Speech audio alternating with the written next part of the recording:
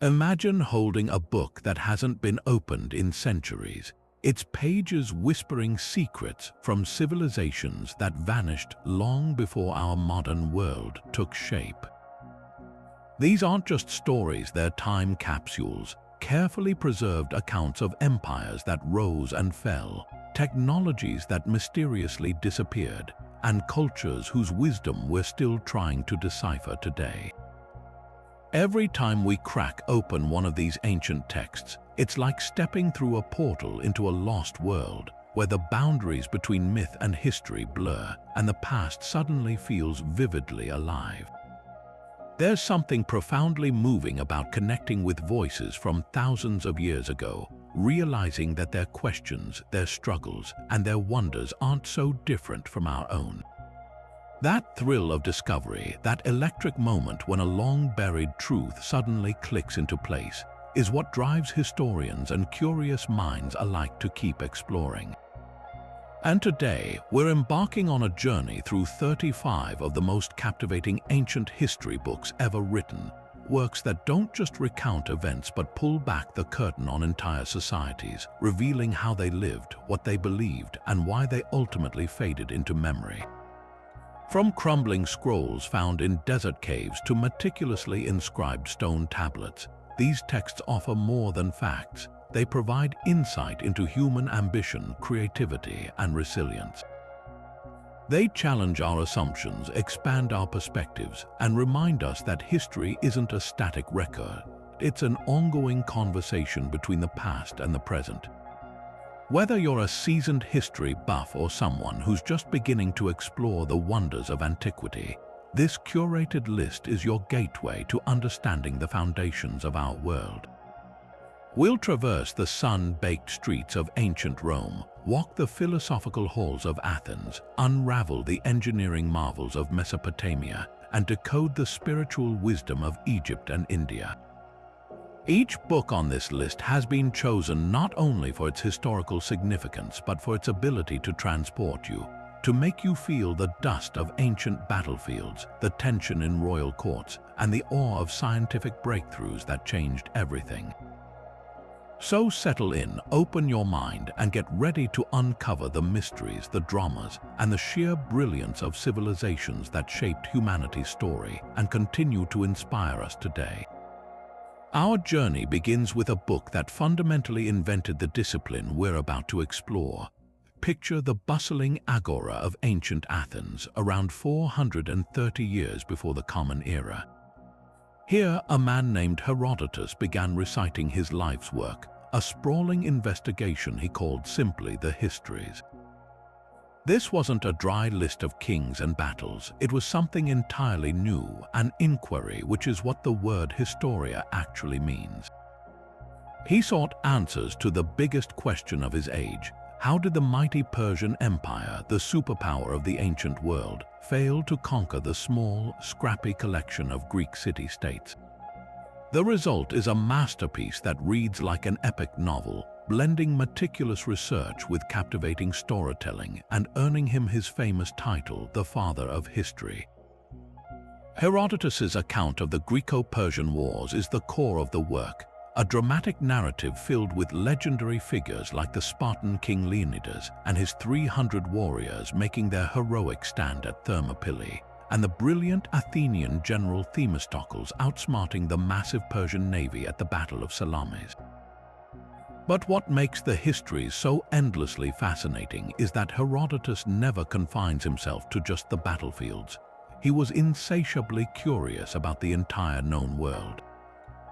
He devotes entire sections to the customs of the Egyptians, describing their unique religious practices, their method of mummification, and even their peculiar habit of holding conversations while bathing in the Nile. He travels to Persia and reports on their complex road systems, their postal service, and their surprising tolerance for the customs of conquered peoples. This is where his famous blend of fact and folklore comes into play. He presents everything he hears, often offering multiple versions of a story and sometimes flat out saying, "I don't believe this account, but I'm going to tell it to you anyway." You'll read about giant ants that dig for gold in India and of griffins guarding treasure in the far north. Modern historians sometimes label these passages as his weaknesses, but in many ways they are his greatest strength. He wasn't just recording events, he was capturing the entire worldview of his time, the myths, the rumors, the cultural biases, and the sheer wonder of a world that was still largely unknown. Reading the Histories is not just learning what happened, it's about understanding how a 5th century Greek man made sense of his vast and mysterious world. It's the foundational text, the book that started it all, and an absolutely essential read for anyone who wants to hear the ancient world speak in its own wonderfully curious voice. If Herodotus was the storyteller capturing the world in all its vibrant, chaotic color, then his successor, Thucydides, was the surgeon, dissecting history with a cold, analytical precision that feels astonishingly modern. Just a few decades after the Histories were composed, Thucydides set out to document the devastating conflict between the two superpowers of the Greek world, the naval empire of Athens and the land-based military might of Sparta. But his goal wasn't just to record what happened, it was to create, in his own words, a possession for all time, an unflinching analysis of war and power that would serve as a permanent lesson for future generations. Where Herodotus reveled in cultural differences and fantastical tales, Thucydides ruthlessly excluded anything he considered myth or hearsay, relying only on verified facts, eyewitness accounts, and his own experiences as an Athenian general. This scientific methodology makes the history of the Peloponnesian War the first work of truly critical history, a stark and sobering contrast to its predecessor. Thucydides' narrative is a masterclass in political psychology. He doesn't just tell you that Athens and Sparta went to war, he lays bare the underlying causes with a clarity that still resonates in international relations today. He identifies the true catalyst not as a single event, but as the deep-seated fear Sparta felt watching Athens' growing power and influence.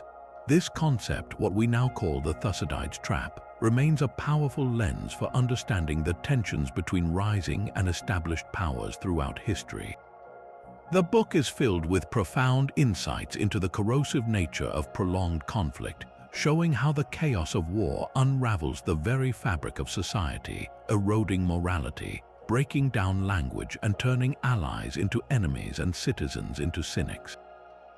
His harrowing description of the plague that ravaged Athens is not just a medical account, it's a psychological study of a civilization collapsing in on itself, as laws and traditions are abandoned in the face of overwhelming suffering and the imminent threat of death.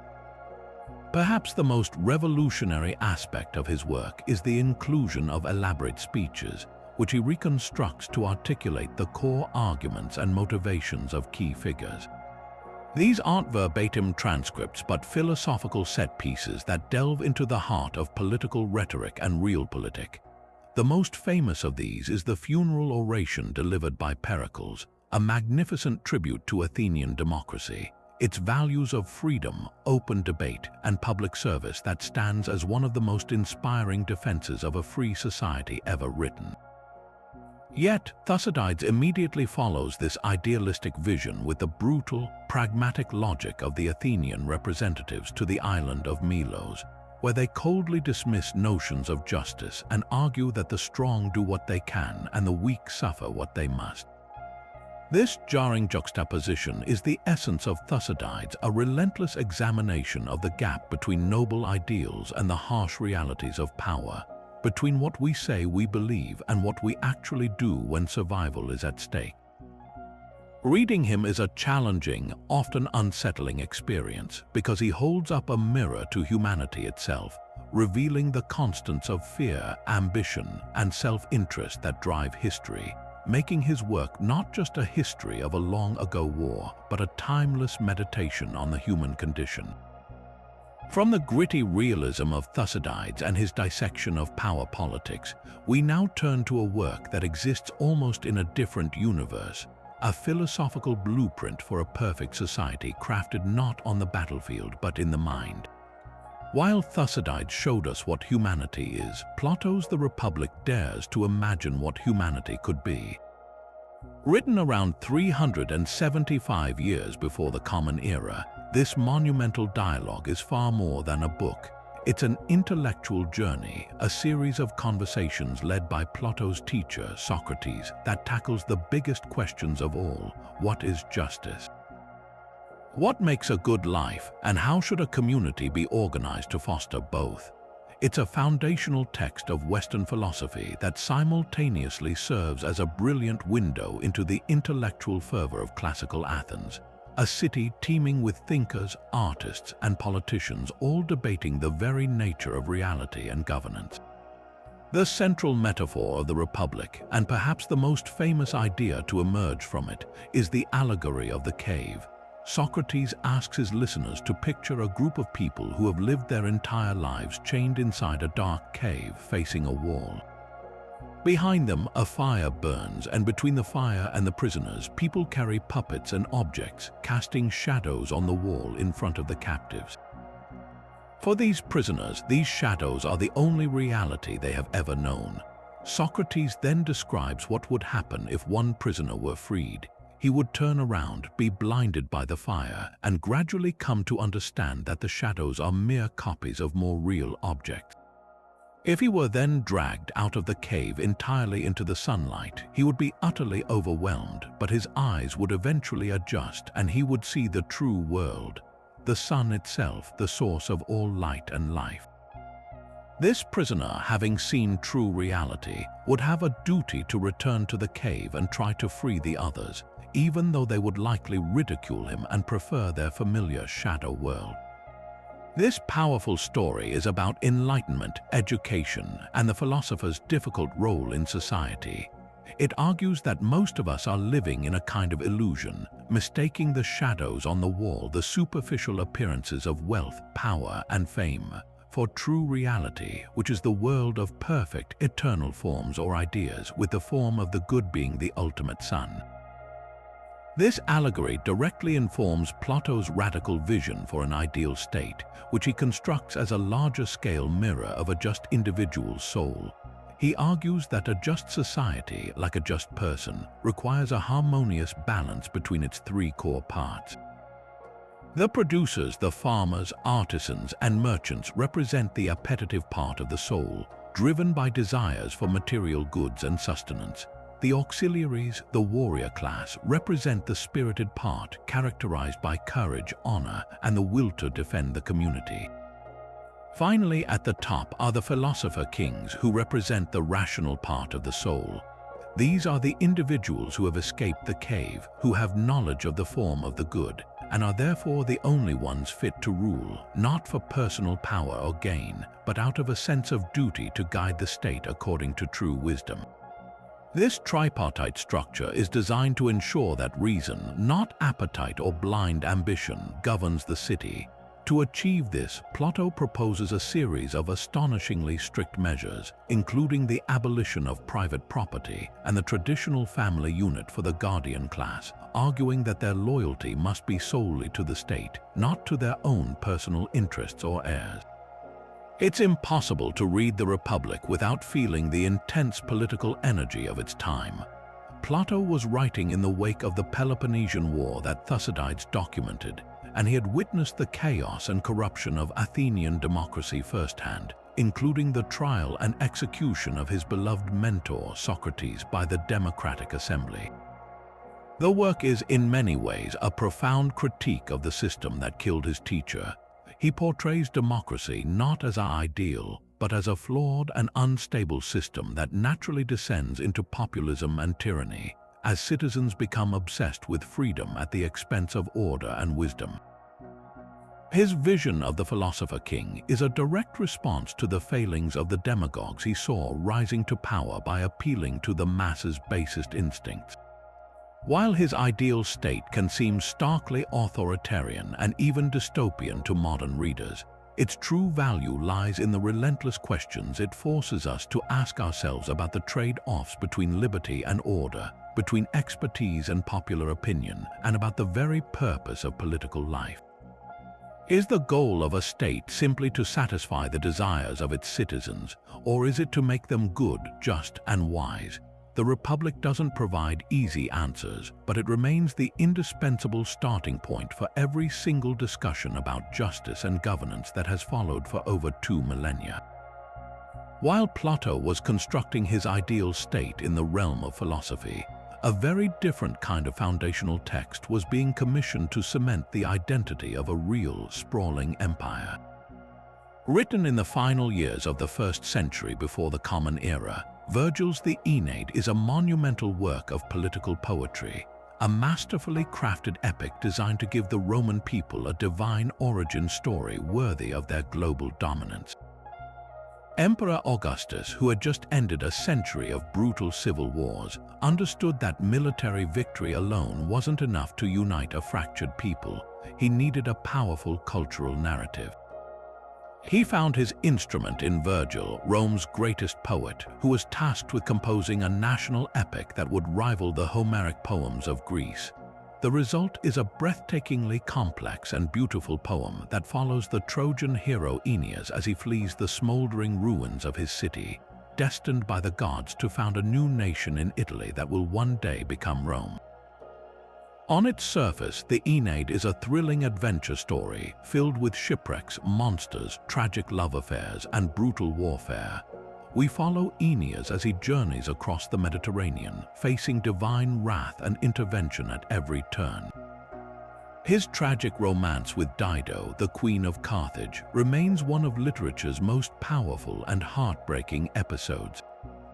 Abandoned by Aeneas because his destiny lies in Italy, not in Carthage, Dido curses him and his descendants before committing suicide upon a funeral pyre, an act that Virgil subtly uses to foreshadow the epic Punic Wars between Rome and Carthage that would erupt centuries later. Yet to see the Aeneid as merely a gripping tale is to miss its deeper, more profound purpose. Every line is saturated with political meaning, carefully constructed to legitimize Augustus's rule by linking his family line directly back to the gods and the heroic founders of Rome. Aeneas is the son of the goddess Venus, and his descendant is none other than Augustus himself, the poem's patron, who is presented as the glorious fulfillment of a divine plan centuries in the making. Virgil's true genius lies in how he redefines the very concept of heroism for a new imperial age. Where Homer's Achilles is a hero of personal glory, driven by rage and a desire for individual honor, Aeneas is a hero of duty. His defining characteristic is pietas, a profound, sometimes crushing sense of duty to the gods, to his family, and above all, to his fate-ordained mission to establish Rome. He is constantly described as duty-bound Aeneas, a man who sacrifices his personal desires, his happiness, and even his heart for the greater good of a civilization he will never live to see. He is a Sama-burdened figure, a leader who weeps for the losses he must endure but never wavers from his path. This ideal of self-sacrificing devotion to the state was the exact value Augustus wanted to promote to consolidate his new regime and encourage loyalty among his citizens. The literary architecture of the poem is itself a statement of cultural ambition. The first 6 books deliberately echo Homer's Odyssey, chronicling Aeneas's long wanderings, while the final 6 books mirror the Iliad, depicting the fierce war he must fight upon landing in Italy to secure his people's future. In doing this, Virgil is boldly asserting that Roman literature can not only equal but also synthesize and ultimately surpass its Greek predecessors. The poem's most famous moment occurs in the underworld, where the ghost of Aeneas's father, Anchises, shows him a pageant of the future souls of Rome, the great heroes and statesmen yet to be born. He delivers the empire's mission statement, a line that would echo through the centuries. Remember, Roman, to rule the people under your sway with your authority, for these will be your arts, and to impose the custom of peace, to spare the conquered and to war down the proud. This is the Roman ideal in a nutshell, not conquest for its own sake, but a divine mandate to bring order and civilization to the world. Yet, for all its triumphant propaganda, a deep undercurrent of sorrow and profound cost runs through the poem. Virgil gives unforgettable voices to the victims of this grand destiny, the heartbroken Dido, the fallen Italian warrior Turnus, who is slain on the final page. The poem ends not with a celebration, but with a sudden, brutal death, leaving the reader to ponder the immense human price of empire. This ambiguity is what makes the Aeneid a timeless masterpiece. It is both a celebration of imperial achievement and a poignant lament for everything that must be destroyed to build it. It gave Rome its soul, articulating the values of duty, piety, and endurance that defined its national character for centuries, and it remains one of the most powerful and enduring explorations of the weight of destiny ever written. If the grand, state-sponsored vision of Virgil presented a polished marble facade of the Roman Empire, then Tacitus, writing just over a century later, takes us on a chilling tour behind the curtain into the palace's darkest corridors. His Annals offer a masterclass in historical cynicism, an unflinching and psychologically astute dissection of the Julio-Claudian dynasty that exposes the rot festering at the very heart of absolute power. Where Virgil wrote to build a myth, Tacitus wrote to tear one down. Covering the reigns of emperors from Tiberius to Nero, his work is less a chronological record and more a profound study of how autocracy corrupts, not just the ruler, but every layer of society that must bend to his will. He begins with a famous declaration of impartiality, but his narrative is charged with a searing moral outrage, a deep-seated pessimism born from his own career as a senator who had witnessed the tyranny of Domitian firsthand. Reading Tacitus is like watching a brilliant, disenchanted prosecutor present his case against a system he believes is fundamentally broken. His greatest strength lies in his unparalleled psychological insight. Tacitus doesn't just tell you what an emperor did, he delves into the twisted logic of why he did it, laying bare the paranoia, insecurity, and sheer sadism that festered in the imperial court. His portrayal of Tiberius is a landmark of character study. He depicts him not as a simple monster, but as a deeply complex and hypocritical figure, a man who publicly upheld the old republican virtues while privately indulging in every vice and suspicion, gradually retreating to the island of Capri where his cruelty could operate without the constraints of public scrutiny. Tacitus uses every tool at his disposal to convey this moral decay. His choice of vocabulary is razor-sharp, often dripping with irony, and he masterfully employs silence and innuendo, famously noting that the more corrupt the state, the more numerous the laws, highlighting the hypocrisy of a regime that legislates morality while practicing depravity. The narrative is structured as a series of escalating horrors, each reign seemingly outdoing the last in its descent into madness.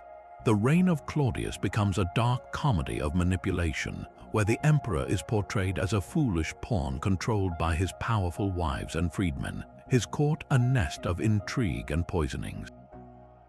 This all builds to the spectacular and terrifying reign of Nero, which Tacitus renders with the suspense of a political thriller.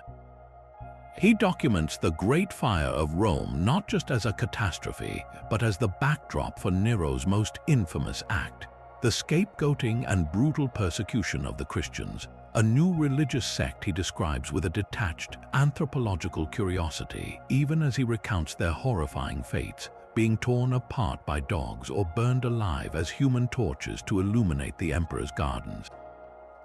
It is one of the most powerful and disturbing passages in all of ancient literature, a stark illustration of how state power can be wielded with arbitrary and theatrical cruelty. But Tacitus's true target is not just the emperor himself, it's the corrosive effect of tyranny on the Roman aristocracy, the class to which he belonged. He is utterly fascinated by the moral compromises of the Senate, showing how formerly proud and independent men are systematically broken, transformed into sycophants and informers. He chronicles the rise of delation, a practice where citizens would accuse others of treason to claim a portion of their confiscated property, turning society against itself and creating a culture of pervasive fear and mistrust. His writing is filled with scenes of senators vying to propose the most groveling and extravagant honors for the emperor, each trying to outdo the other in their displays of servility.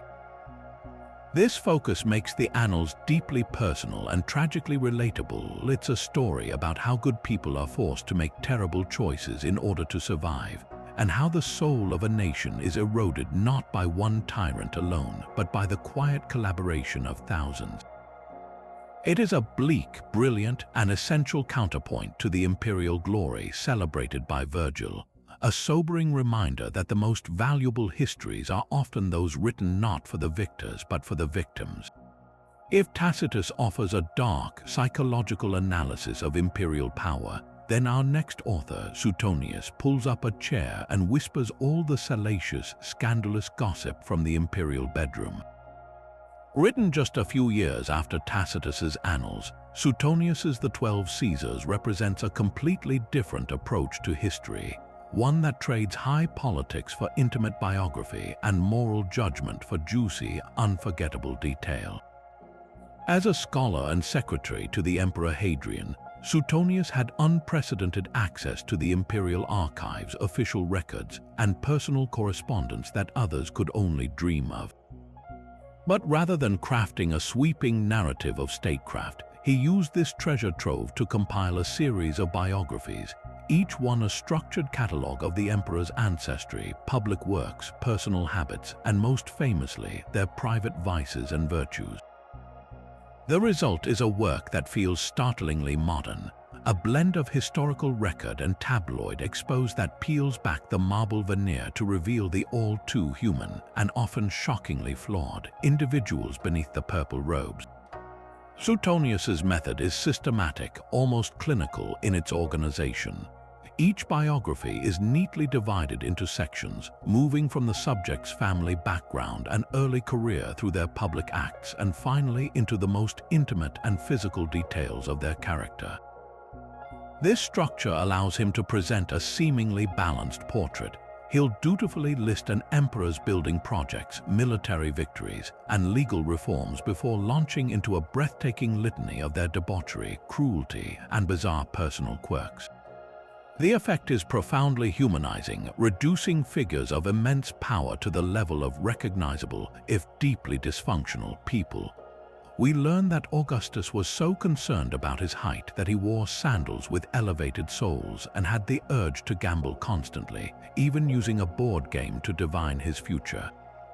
We hear that the scholarly Claudius had a terrible temper and was so absent-minded and controlled by his wives and freedmen that he would automatically sign any document placed before him, even ones that led to his own wives' executions.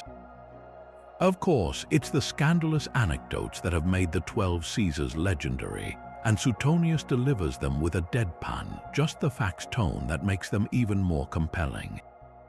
He reports that the Emperor Caligula planned to make his favorite horse, Incitatus, a consul, and that he frequently talked to the moon and once declared war on the sea, ordering his soldiers to gather seashells as spoils of victory. He recounts Tiberius's retirement on Capri, filled with depraved sexual escapades and described with a vague discretion that somehow makes it seem worse. And then there's Nero, whose artistic pretensions Suetonius mercilessly documents, noting that the emperor took his singing and lyre playing so seriously that he would execute anyone who coughed during his performances, and that he insisted on competing in the Olympics, where he naturally won every event he entered, including a chariot race from which he fell out but was still declared victor. But to dismiss Suetonius as merely an ancient gossip columnist is to miss his deeper value. His focus on the personal is itself a political statement. In an autocratic system where the state is an extension of the emperor's will, the emperor's private character becomes a matter of public consequence. His gluttony, his paranoia, his sexual proclivities, these aren't just private failings. They directly impact his governance, determining who is favored, who is executed, and how the treasury is spent. The story of Caligula's horse isn't just a funny anecdote. It's a powerful symbol of a state so corrupted that the highest office of the Republic could be jokingly bestowed upon an animal, showing utter contempt for the entire senatorial class and the traditions of Rome itself. Suetonius shows us that the line between the palace and the forum, between the bedroom and the throne room, was incredibly thin. His work also provides an invaluable social history, offering glimpses into daily life that more solemn historians like Tacitus ignore. We learn about Roman dining customs, fashion, superstitions, and medical practices through these intimate portraits. He gives us the texture of ancient life, the sounds, the smells, the anxieties. While we might question the absolute veracity of every salacious tale, these stories represent what Romans themselves believed about their rulers. They are a reflection of the popular imagination, the rumors that circulated in the forums and taverns, giving us a unique window into how power was perceived and discussed by the common people. Reading Suetonius is like gaining access to the most exclusive and shocking insider newsletter in the ancient world, a reminder that the human fascination with the lives of the rich and powerful in all their glorious dysfunction is truly timeless. He completes our picture of Rome, adding the vital, colorful, and deeply personal details that make the ancient world feel not just grand, but real. Leaving behind the intricate political webs of imperial Rome, we travel back over a millennium to the very bedrock of Western literature, to two epic poems so foundational that every work we've discussed so far stands in their shadow. While the historians and philosophers dissected the mechanics of society, Homer, the semi-legendary bard, gave voice to its soul. The Iliad and the Odyssey, composed around the 8th century before the Common Era, are far more than just stories about the Trojan War and a long journey home. They are the twin pillars of Greek identity, the essential textbooks that taught an entire civilization what it meant to be a hero, to honor the gods, and to grapple with the unyielding force of fate. To understand the ancient Greek mind, you must first walk the walls of Troy and sail the wine-dark seas with Odysseus. The Iliad is often mistaken for a simple war story, a tale of the famous Trojan horse and the fall of a city. But that's not actually what Homer gives us. The poem is a tightly focused, devastatingly intense snapshot of just a few weeks in the final year of a 10-year siege, and its central subject isn't victory or strategy, but a very specific, all-consuming emotion, the rage of Achilles.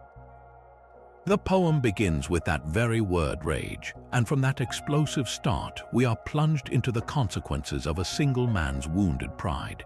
When the Greek commander Agamemnon seizes Achilles' war prize, the enslaved woman Briseis, the greatest warrior of his generation, withdraws from the battle, praying for his own allies to be defeated so that they will understand his value. This is a profound and shocking conception of heroism, one driven not by patriotism or a sense of collective duty, but by a personal code of honor and the desperate pursuit of eternal glory, or kleos. Homer's genius is his ability to humanize both sides of the conflict. He is just as compelling in his portrayal of the Trojan hero Hector, a man fiercely devoted to his city, his wife Andromache, and his infant son Astyanax.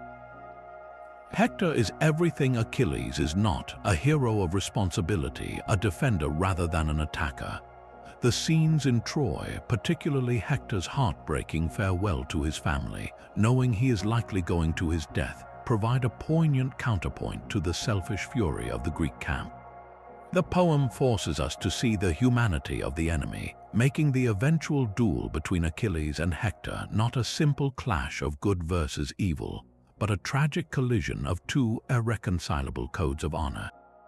The epic's most famous moment is not an act of battle, but one of profound mercy, when the broken King Priam risks everything to enter the Greek camp and beg Achilles for the body of his son Hector.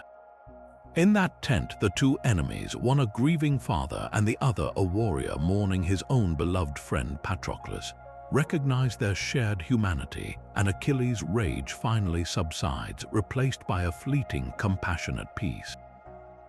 The Iliad is ultimately a tragedy about the terrible, wasteful cost of war and the fragile moments of understanding that can briefly pierce through the darkness.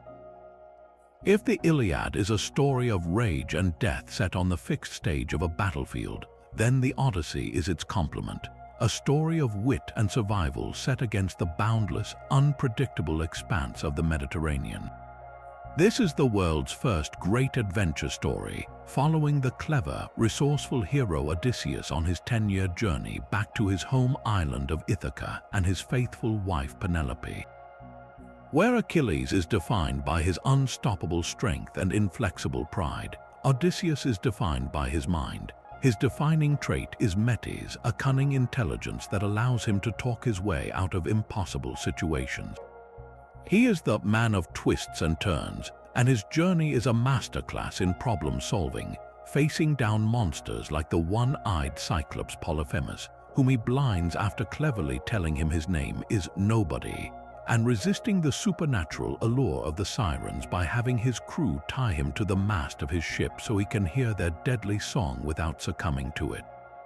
The poem operates on two parallel levels, a fantastical external journey and a profound internal one.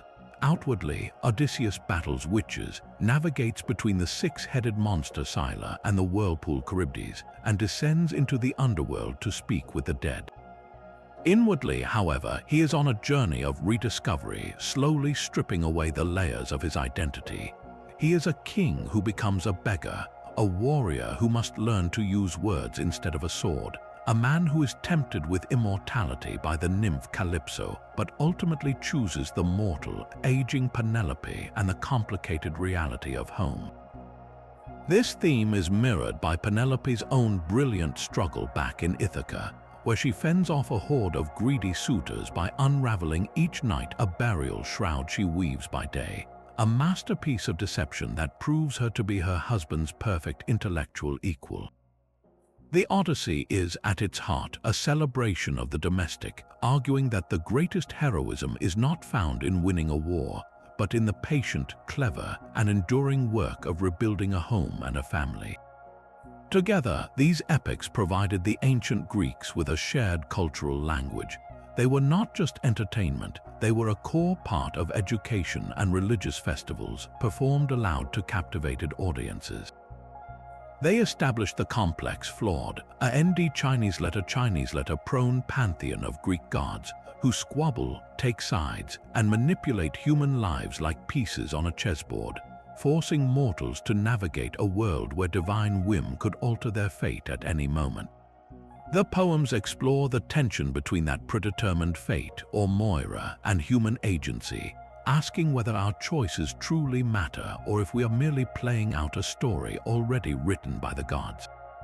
Most importantly, they presented two enduring, competing models of heroism: the tragic, glorious path of Achilles, who chooses a short life filled with everlasting fame, and the restorative, pragmatic intelligence of Odysseus, who chooses a long life of peace and reunion.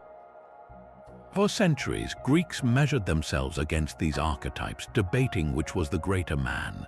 These works are the source, the wellspring from which so much of Western art, literature, and thought would flow, and to read them is to witness the very beginning of our own story.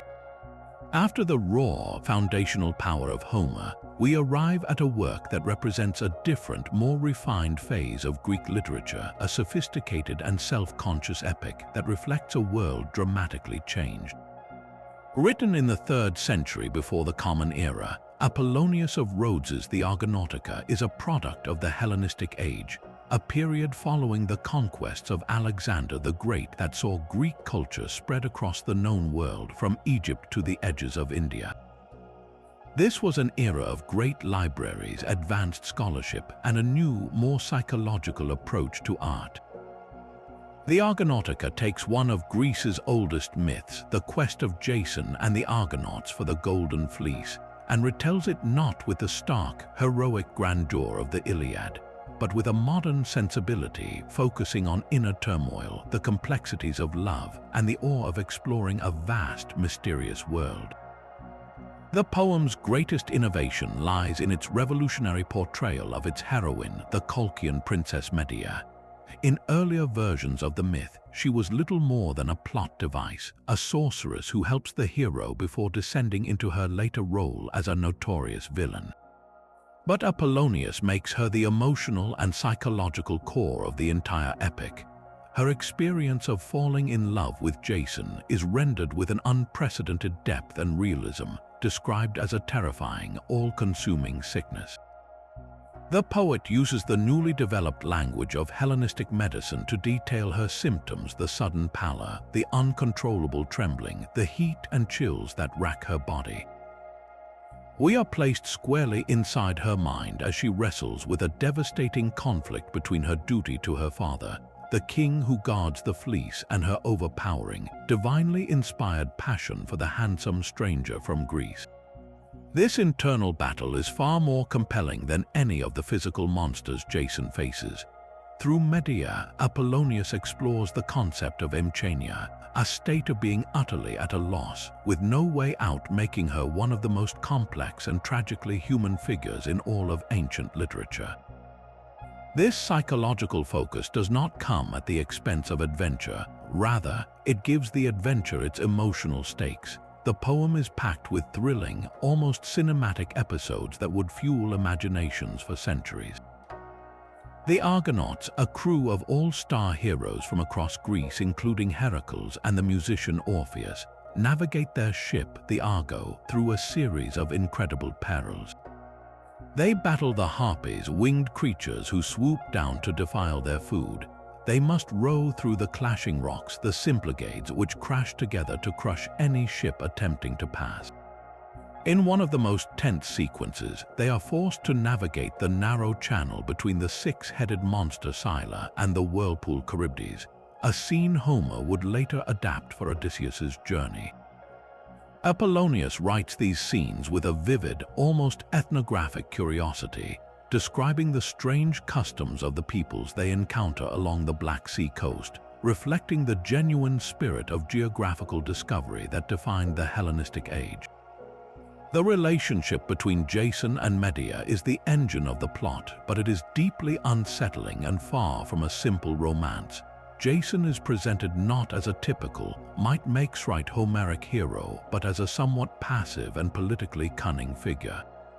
He succeeds not through overwhelming strength but through persuasion and, crucially, with the indispensable magical aid of Medea. She provides him with the enchanted ointment that makes him invulnerable to fire and bronze, allowing him to yoke the fire-breathing bulls and sow the dragon's teeth. She then uses her herbs and incantations to put the guardian dragon to sleep so he can steal the fleece. Their relationship is a tense partnership forged in betrayal, hers of her family, his of his promises. The poem's most haunting moment occurs during their escape, when Medea's brother, Apsyrtus, pursues them. To delay her father's fleet, she lures her brother into a trap where Jason ambushes and murders him, then dismembers his body and scatters the pieces in the sea, knowing their father will be compelled to stop and collect them for a proper burial. This act of horrific brutality is the price of their freedom, a dark shadow that falls across their story and foreshadows the tragic destiny that awaits them after the epic's conclusion. The Argonautica is ultimately a poem about crossing boundaries, geographical, cultural, and moral.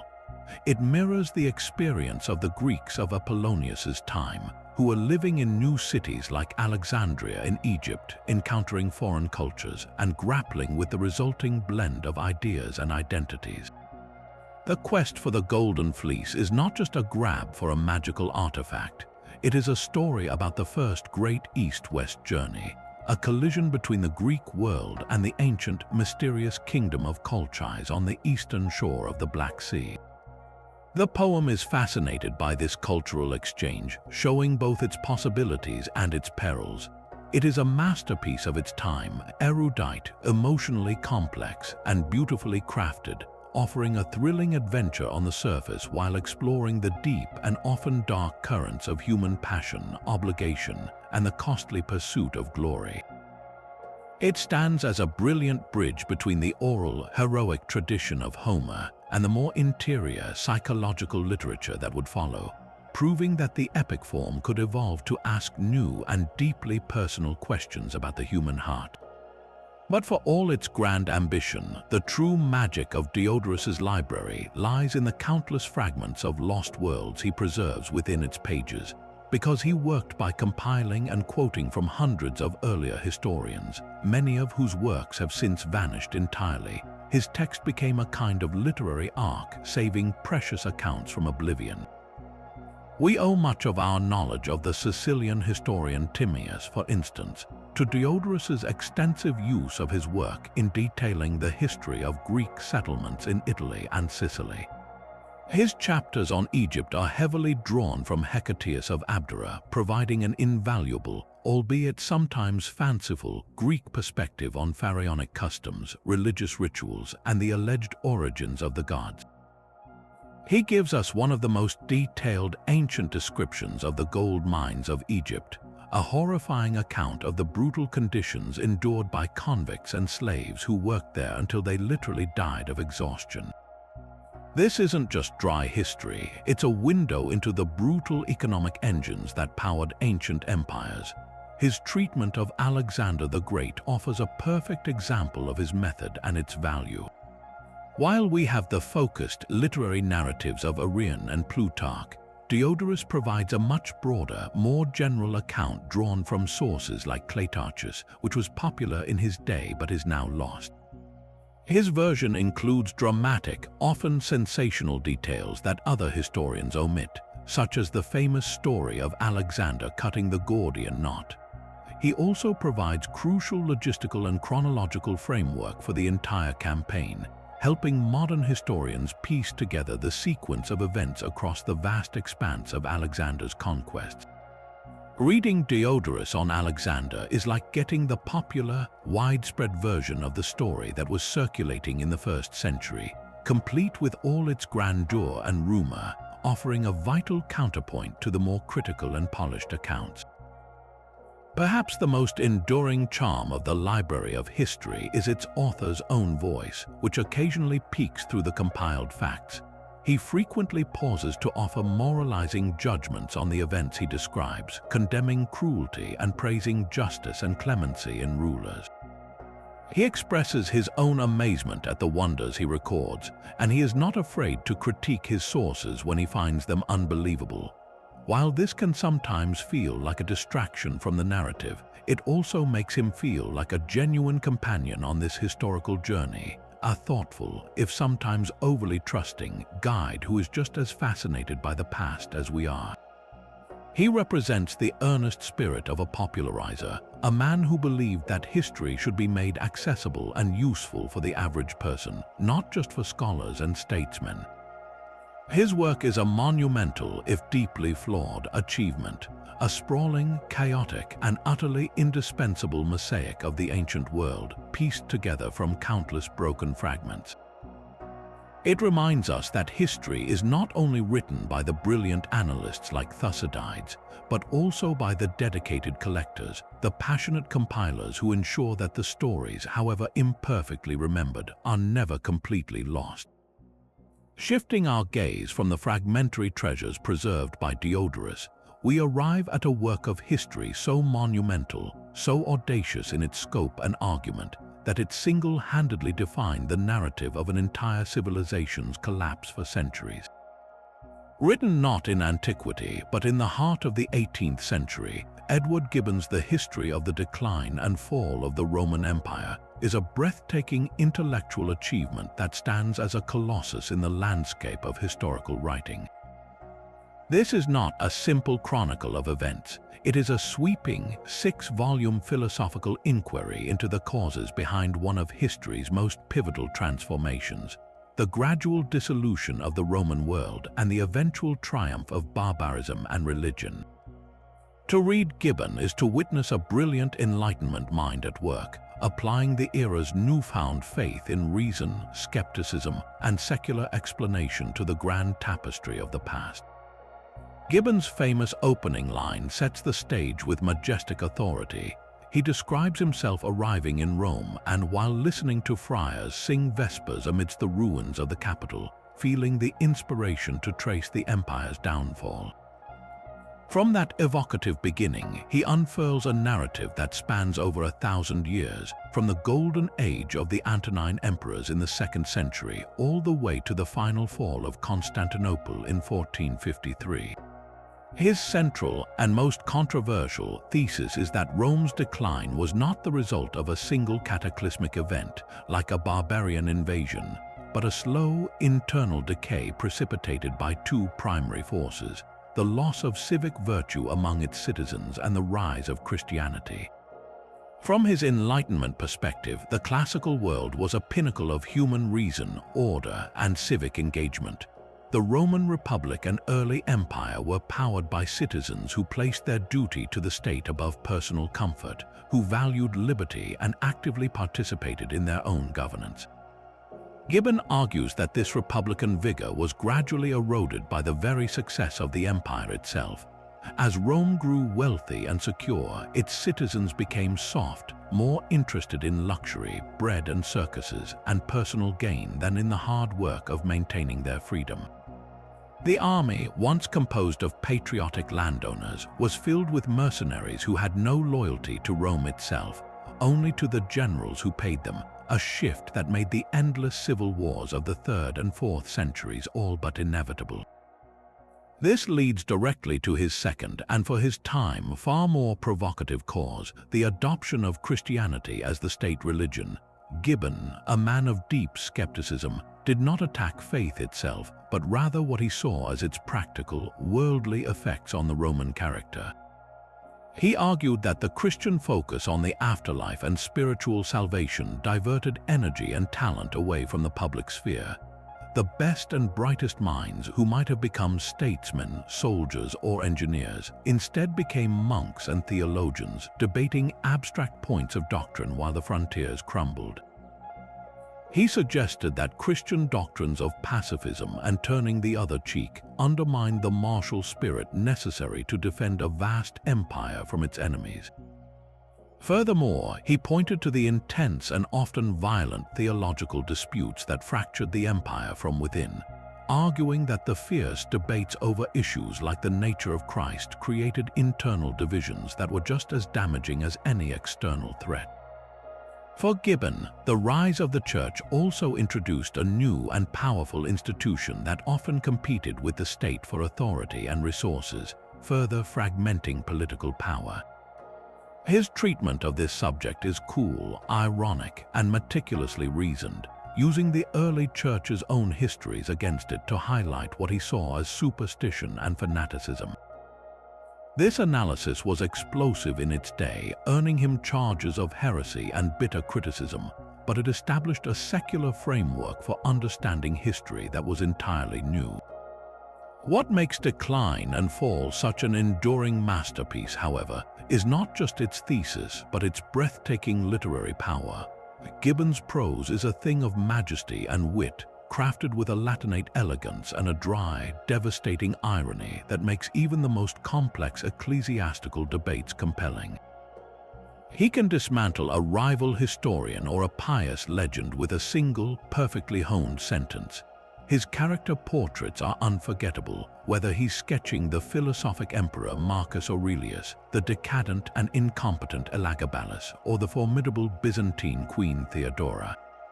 He narrates military campaigns, court intrigues, and barbarian migrations with a novelist's sense of drama and a scholar's command of detail. The sheer scope of his research was unprecedented for his time. He synthesized a vast array of primary sources, from the Roman historians we've already discussed to Byzantine chroniclers and early church texts, weaving them into a coherent and persuasive narrative.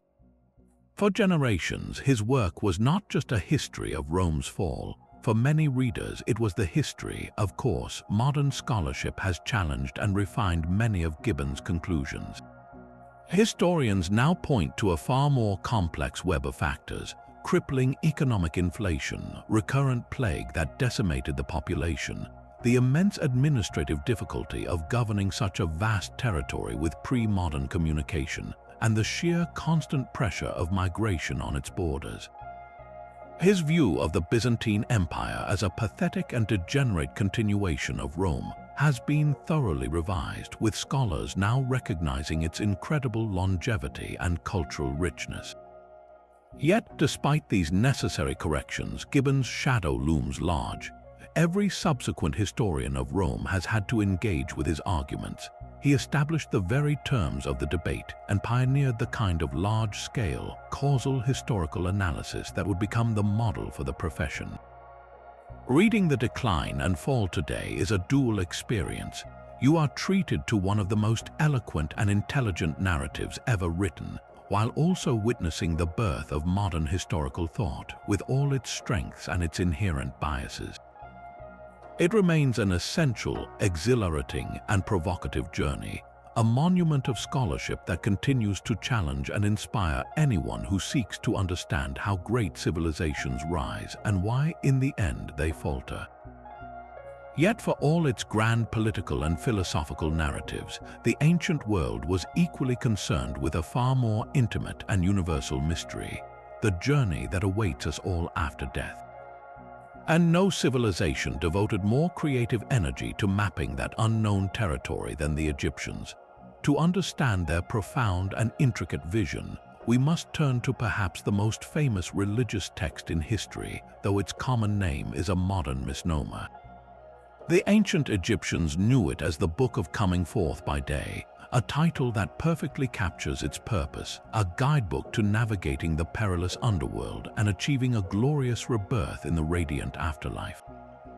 This wasn't a single, standardized holy book like the Bible or the Quran, but a sprawling and evolving collection of spells, prayers, and illustrations, often customized for the deceased and written on papyrus scrolls to be buried with them in their tombs. It is our most direct window into the Egyptian soul, revealing a religion obsessed with morality, justice, and the hope of eternal life, all secured through knowledge and ritual. The core of the text is a series of nearly 200 spells, each designed to overcome a specific challenge in the Juwat, the Egyptian underworld. This was not a place of eternal punishment or reward in a later Christian sense, but a complex and dangerous landscape filled with lakes of fire, gates guarded by demonic beings with knives, and mysterious gods who had to be addressed by their secret names. The spells were essentially a form of divine knowledge and power, giving the deceased the tools to transform themselves, to know what to say, and to assume the forms necessary to survive. One spell might provide the words of power to open a particular gate. Another might teach the soul how to transform into a swallow, a snake, or even a divine lotus to escape a threat.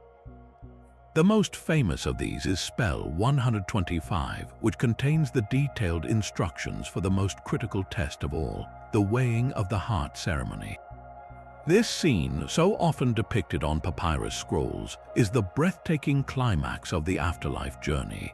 The deceased is led by the god Anubis into the Hall of Judgment, where their heart, the seat of memory, intelligence, and morality, is placed on a scale balanced against the feather of Maat, the goddess of truth, justice, and cosmic order. Thoth, the ibis-headed god of wisdom, stands ready to record the result. Meanwhile, a monstrous hybrid creature named Ammit, part lion, part hippopotamus, and part crocodile, waits nearby, eager to devour the heart should it be found heavy with sin. But the deceased is not passive in this process. They are given a script, a powerful speech known as the negative confession, where they address each of the 42 assessor gods in turn and declare their innocence of a specific sin. I have not stolen, I have not caused pain, I have not committed murder, I have not told lies, I have not deprived the orphan of his property. This is not a confession of wrongdoing, but a powerful, magical assertion of a life lived in harmony with Maat. It's a performative utterance designed to make the truth manifest and ensure the heart balances perfectly with the feather. Success in this trial meant everything. A favorable judgment granted the deceased the status of true of voice, and they were declared worthy to enter the blessed realm of the god Osiris, the lord of the underworld who had himself been murdered and resurrected, becoming the symbol of eternal life. There, in the field of reeds, they would enjoy an idealized version of their earthly existence, farming abundant crops, feasting, and reuniting with loved ones, all under a perfect Egyptian sun. But this was not a passive heaven. The Egyptians believed you had to work for your eternity. This is why Ushabti figures, small statuettes inscribed with a spell that promised, "I will do it," were placed in the tomb. They were meant to act as a workforce, performing any manual labor required of the deceased in the afterlife. It was a practical solution to an eternal problem, ensuring one could enjoy paradise without endless toil. Beyond the spells and the judgment scene, the entire text is a mirror reflecting the values and structure of Egyptian society. The emphasis on declaring one's innocence against a list of social and religious crimes shows a sophisticated moral code that prized community harmony, respect for property, and truthfulness. The fact that access to these spells was initially reserved for the king and over time became available to nobles and eventually even commoners who could afford a papyrus reveals a fascinating democratization of the afterlife.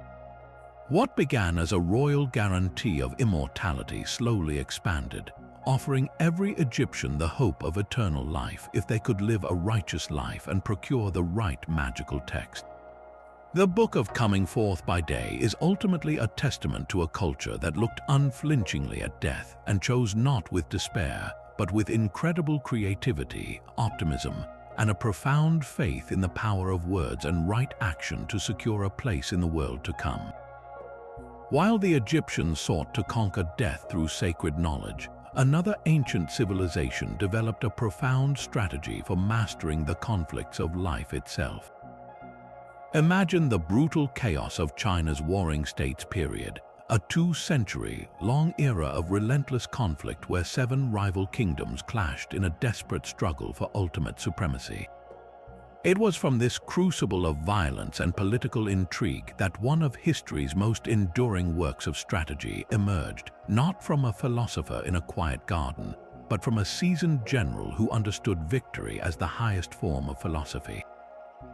Sun Tzu's The Art of War is far more than a simple manual for battle. It is a timeless treatise on the dynamics of competition, the psychology of leadership, and the subtle art of achieving objectives with minimal conflict. Its core premise is deceptively simple, yet endlessly profound. The supreme art of war is to subdue the enemy without fighting. Sun Tzu's approach is holistic and deeply rational. He argues that victory is not a matter of chance or brute force, but a predictable outcome that can be calculated before a single sword is drawn. He famously declared that every battle is won or lost before it is ever fought, emphasizing that triumph is secured through careful planning, self-knowledge, and an intimate understanding of one's opponent. He breaks this down into 5 fundamental factors that a commander must constantly assess. The moral law, which is the unity of purpose between a leader and their people. Heaven, representing the conditions of time and season. Earth, meaning the terrain and logistical distances. The commander, signifying the virtues of wisdom, sincerity, courage, and strictness. And finally, method. Discipline, which covers the organization and supply of the army. This framework shifts the focus away from heroic individual combat and onto a cold, almost scientific analysis of systemic advantages. The text is packed with strategic principles that have resonated for millennia. One of the most famous is Sun Tzu's insistence on the strategic use of deception and perception. All warfare is based on deception, he writes. He advises a general to appear weak when strong and strong when weak, to lure an arrogant opponent into a trap or to avoid a costly confrontation with a superior force.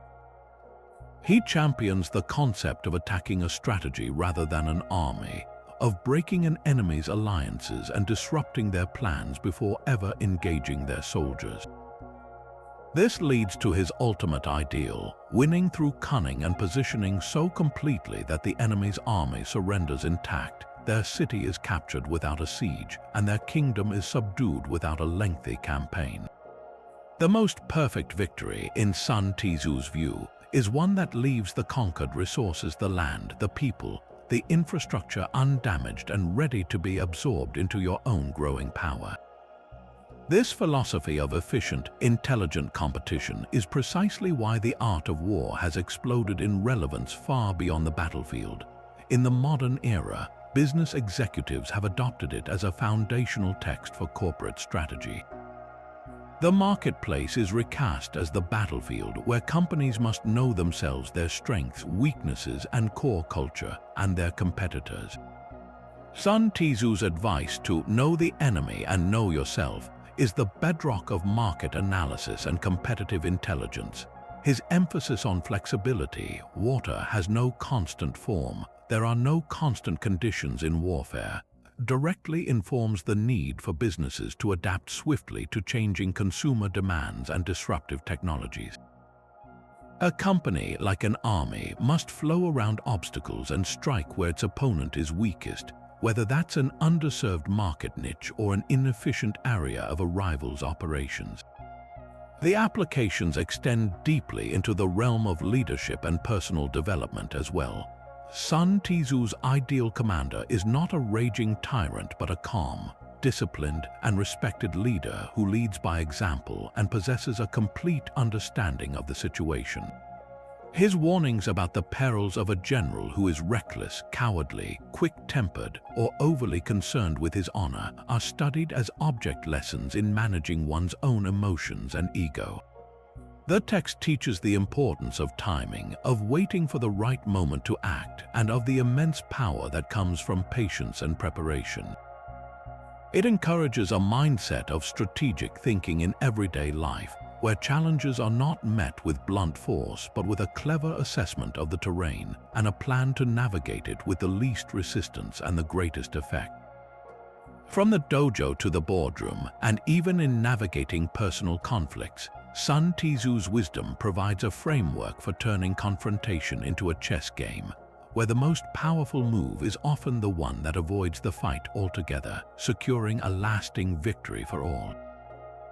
While the Egyptians and the Chinese sought order through spiritual and strategic texts, another historian, working under the shadow of unimaginable personal tragedy, would create a historical masterpiece that would define the soul of China for 2,000 years. In the 1st century before the Common Era, during the reign of the Han Emperor Wu, a man named Sima Qian undertook a project of staggering ambition: to compile the entire known history of China and its people into a single, unified work. The result, the records of the grand historian, is far more than a chronicle. It is a monumental tapestry of biography, political theory, and moral philosophy that established the very template for how history would be written in East Asia. Sima Qian didn't just record events, he gave them meaning, shape, and a profound human resonance, crafting a narrative so powerful that it became the foundational text of Chinese historiography. Sima Qian's method was revolutionary. He broke from the traditional, dry analytic style of recording events year by year and instead organized his vast material into 5 distinct sections. The core of the work is the basic Annals, which provide a chronological framework centered on the ruling dynasties. But the true genius and enduring innovation are found in the biographies, which make up the bulk of the text. Here, Sima Qian focuses on individuals from all walks of life, not just emperors and generals, but also ministers, assassins, philosophers, merchants, poets, and even court jesters. He believed that the character and decisions of individuals were the primary drivers of historical change, and by telling their stories with novelistic depth and psychological insight, he could reveal the larger moral patterns of the universe. This biographical approach allowed him to explore history from multiple, sometimes conflicting angles, giving voice to the virtuous and the villainous, the triumphant and the tragic. The depth of his character studies is breathtaking. He doesn't present flat, idealized heroes. His portrait of Xiang Yu, the brilliant but flawed aristocratic general who fought against the founder of the Han dynasty, is a masterpiece of tragic storytelling. Sima Qian admires Xiang Yu's martial prowess and charismatic leadership, but he also details his hubris, his strategic blunders, and his ultimate downfall, crafting a figure of Shakespearean proportions whose flaws are inseparable from his greatness. Similarly, his account of the political advisor and merchant Lu Buwei shows a man of immense talent and ambition whose intricate schemes for power ultimately lead to his own destruction. These are not simple moral fables, they are complex, empathetic explorations of the human condition, asking what it means to live a significant life within the turbulent currents of history. This project, however, was forged in the fires of immense personal suffering. Sima Qian's father, Sima Tan, had begun the work as the Grand Historian, a prestigious court position responsible for maintaining the calendar and interpreting omens. On his deathbed, he charged his son with completing this great task, an obligation Sima Qian accepted as his life's sacred duty. Several years later, he found himself entangled in a major court scandal. He defended a general who had surrendered to nomadic Xiongnu warriors, arguing that the defeat was due to impossible circumstances rather than cowardice. For this act of honest counsel, the enraged Emperor Wu sentenced him to the most humiliating punishment possible, castration. In ancient China, this was considered a fate worse than death, a permanent stain on a man's honor that would extend to his ancestors and descendants. Sima Qian faced an agonizing choice. He could commit suicide to preserve his honor, as was expected of a gentleman, or he could accept the punishment and live on in shame. In a deeply moving letter to a friend, he explained his decision to live. He chose to endure the unimaginable humiliation so that he could complete his historical work.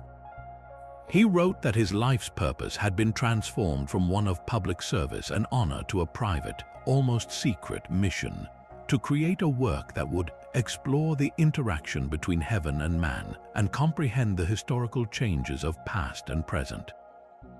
This personal catastrophe infused the records with its unique moral power. Sima Qian understood suffering, injustice, and the cruel caprices of fate firsthand, and this profound empathy animates every page, especially when he writes about other figures in history who endured great hardship and disgrace. This perspective is crystallized in his concept of writing resentment, or fa fen. He believed that great works of literature and history were often born from the intense frustration and righteous indignation of their creators. He points to figures like Confucius, who compiled the Spring and Autumn Annals during a time of political chaos, or Yuan, the patriotic poet who wrote the Lai Sao after being unjustly exiled. Sima Qian saw himself within this tradition. His own monumental resentment and dedication to truth, forged in the crucible of his punishment, became the driving force behind his history. This lends his judgments an incredible weight. When he praises a lowly assassin for his loyalty or criticizes an emperor for his cruelty, it comes from a place of hard-won moral authority, from a man who paid the ultimate price for his principles and whose only remaining weapon was his brush. The scope of the records of the Grand Historian is encyclopedic, covering a vast span from the mythical Yellow Emperor right up to Sima Qian's own time. Beyond the annals and biographies, it includes chronological tables, treatises on key topics like rituals, music, and economics, and detailed accounts of the various feudal states and foreign peoples. This structure created a comprehensive model that subsequent official dynastic histories in China would follow for centuries, but its true legacy is its humanistic spirit. Sima Qian proved that history could be both rigorously factual and profoundly literary, that it could serve the state while also holding its rulers to account, and that the stories of individuals, their ambitions, their failures, and their quiet acts of courage were the very essence of the past. He gave China its memory not as a list of dates, but as a grand, soulful, and endlessly fascinating conversation about what it means to be human. But to truly grasp the audacious scope of this project, we must return to that devastating moment of his punishment. The emperor's sentence sought to annihilate Sima Qian's spirit, to reduce him to a ghost in his own life. Yet in his famous letter, Bao Ren An Shu, or Letter to Ren An, he articulated a philosophy that would elevate his suffering into something transcendent. He lists other great men of the past: Confucius, Yuan, Sun Bin, who had all produced their masterpieces only after enduring exile, mutilation, or immense frustration.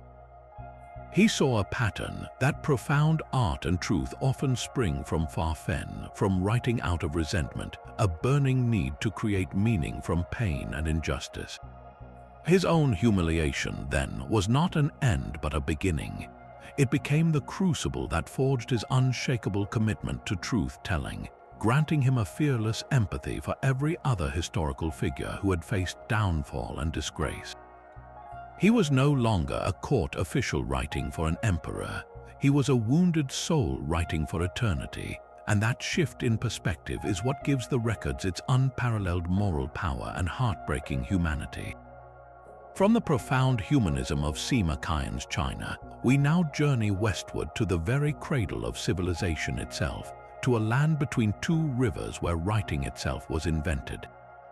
It is here, in the Fertile Crescent of Mesopotamia, that we encounter the world's first great heroic saga, a story so ancient it predates Homer by well over a millennium.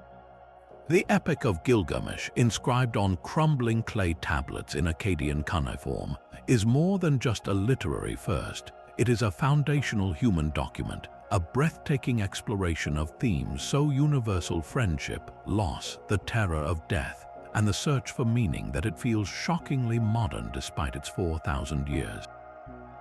To read it is to listen in on the earliest conversations our species ever had about the biggest questions, and to realize that our ancestors grappled with the same existential dread and longing that we do today. The epic introduces us to Gilgamesh, the king of the great city of Uruk, but he is no benevolent ruler. He is a tyrant of prodigious strength and energy, 2/3 god and 1/3 man, who abuses his power by claiming the right to sleep with every new bride before her husband. The oppressed citizens cry out to the gods for relief, and the divine solution is a masterpiece of psychological insight. They create a match for him. They fashion Enkidu, a wild man covered in hair who lives among the animals, a creature of pure, untamed nature. Their first encounter is a colossal battle, a meeting of unstoppable force and immovable object. But after a furious struggle that ends in a draw, something miraculous happens. They stop fighting and simply look at each other, recognizing an equal for the very first time. In that moment, the deepest friendship in all of literature is born. This bond instantly civilizes Enkidu, and more importantly, it humanizes Gilgamesh.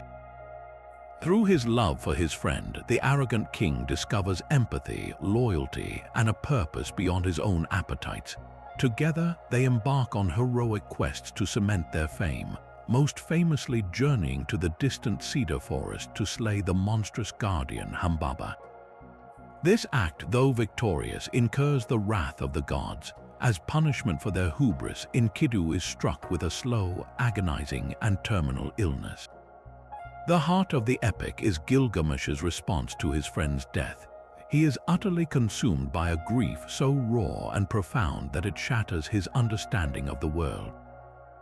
He refuses to bury Enkidu for days, clinging to his body until a maggot falls from its nose, providing the horrifying, visceral proof that his friend is truly gone.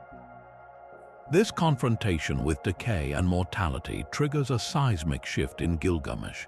His quest for glory is over. Now he is consumed by a new, desperate mission to escape death itself.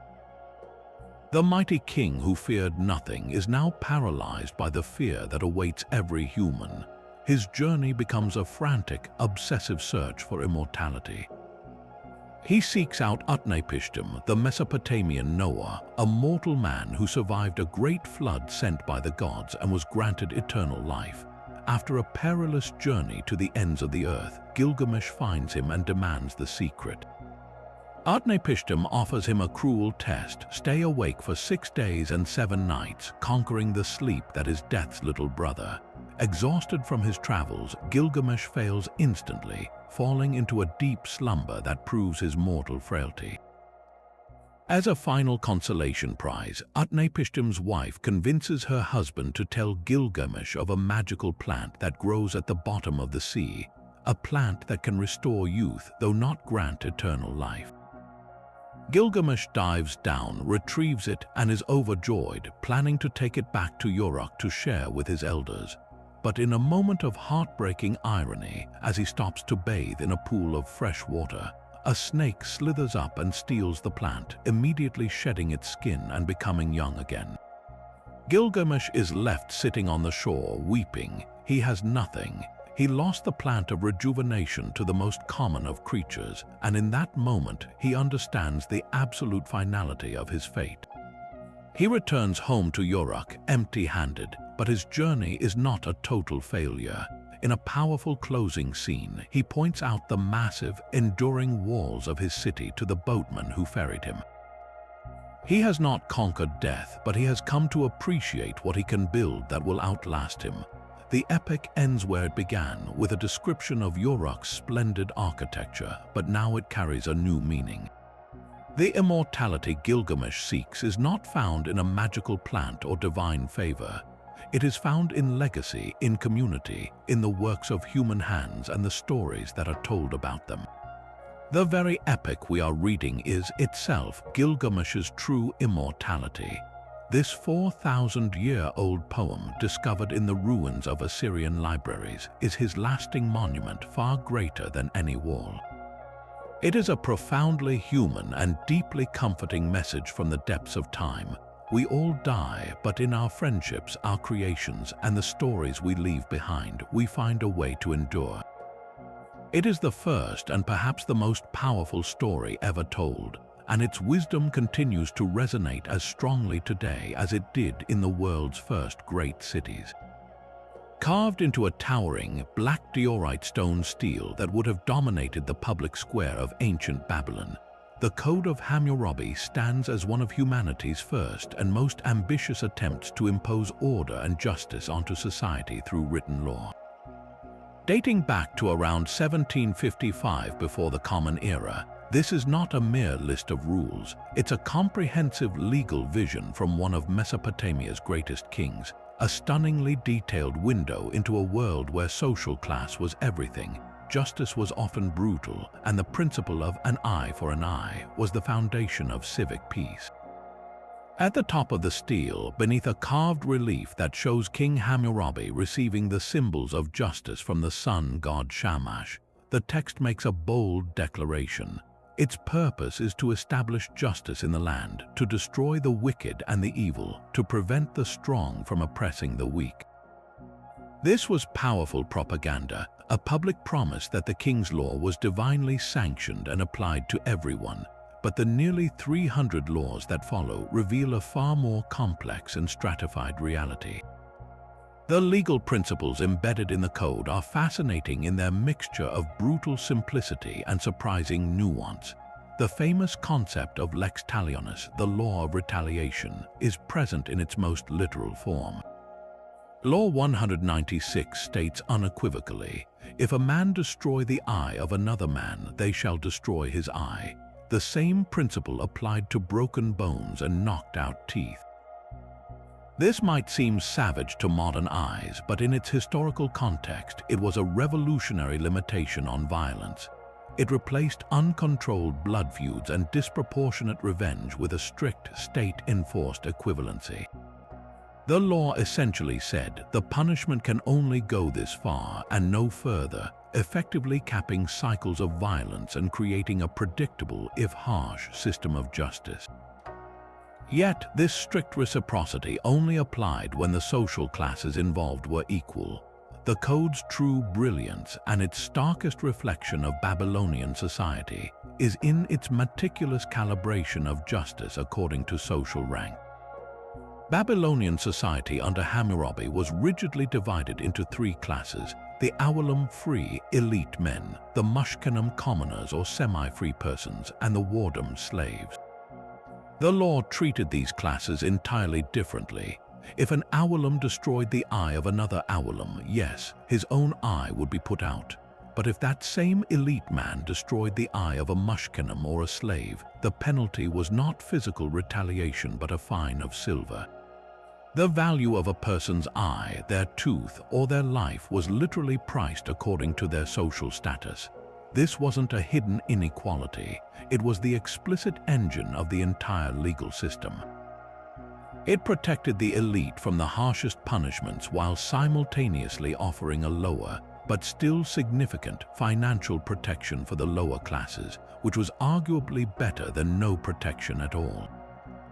For slaves who were considered property, the laws were primarily concerned with their economic value. If a surgeon operated on a slave and caused his death, the penalty was not the surgeon's life, but the replacement of the slave with another one. The law coolly assessed human life as a matter of commercial value and social utility. Beyond criminal law, the code provides an astonishingly detailed blueprint of daily life and commercial activity in ancient Babylon. It's filled with provisions that read like ancient case law, covering everything from building codes and malpractice insurance to marital disputes and agricultural disputes. There are strict laws holding builders accountable for their work. If a house collapses and kills the owner, the builder was put to death. If it killed the owner's son, then the builder's son was killed, a chilling extension of responsibility. Doctors were also subject to severe penalties. A surgeon who caused the death of a nobleman during an operation risked having his hand cut off. These laws created a powerful incentive for quality work and professional responsibility. The code also extensively regulated trade, loans, and wages. It set fair prices for goods and services, established interest rates. For example, charging interest on a loan of grain was set at 33%, while a loan of silver was 20%, and spelled out the responsibilities of agents and tenants. This intricate web of commercial law reveals a highly sophisticated, mercantile society where trust and contractual obligation were paramount for the economy to function. The sections on family law are particularly revealing of societal norms and the status of women. Marriage was a commercial contract arranged between the groom and the bride's father, who received a bride price. Women had legal rights, but they were heavily dependent on their class and marital status. A wife could own property and engage in business, and she had the right to divorce her husband under specific circumstances, such as cruelty or neglect, though if she was found to be at fault, she could be thrown into the water. The famous river ordeal was a method of divine judgment used in cases where evidence was lacking. An accused person would be thrown into the Euphrates, and if they survived, the gods had proven their innocence. While this seems like superstition to us, it was a formalized legal process that placed the final judgment in the hands of the deities, a common practice in many ancient cultures. The code's provisions show a society deeply concerned with the legitimacy of children and the orderly transfer of property, with detailed inheritance laws that aim to prevent disputes and keep wealth within the family. Ultimately, the Code of Hammurabi is a monument to the mind of a ruler who understood that a stable, prosperous kingdom required more than just military might.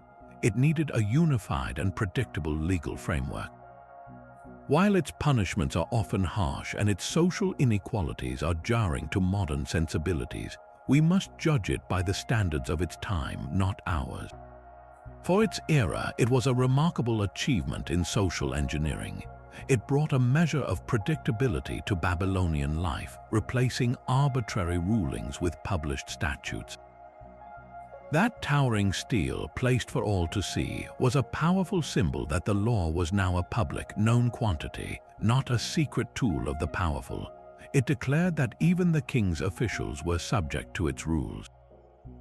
It represents humanity's first great stride toward the ideal that a society should be governed by laws, not just by men.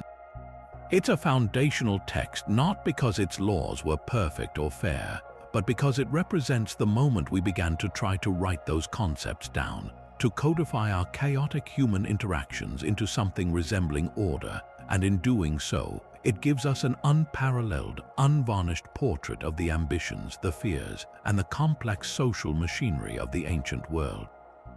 While Gilgamesh's quest ends with the sobering acceptance of mortal limits, another ancient text offers a powerful and transformative answer to the same existential dread, not through the pursuit of earthly legacy, but through a path of spiritual duty and self-mastery. Nestled within the immense Indian epic, the Mahabharata, is a relatively short but infinitely profound poetic dialogue known as the Bhagavad Gita, or the Song of the Lord. It is far more than a religious text. It is a timeless philosophical guide that has shaped the spiritual and cultural landscape of India for over 2 millennia, offering a compelling framework for how to live a meaningful life even in the midst of overwhelming crisis and moral confusion. The context is everything. The Gita does not begin in a tranquil hermitage or a royal court, but on a battlefield. The great Kurukshetra war is moments from commencing, pitting 2 factions of a royal family, the Pandavas and the Kauravas, against each other. The warrior Arjuna, one of the Pandava brothers, asks his charioteer, the god Krishna in disguise, to drive him into the space between the 2 assembled armies. As he looks out at his cousins, teachers, and relatives arrayed on the opposing side, he is utterly paralyzed by despair. The weight of the violence he is about to unleash, the inevitable destruction of his own family and the social order, becomes unbearable.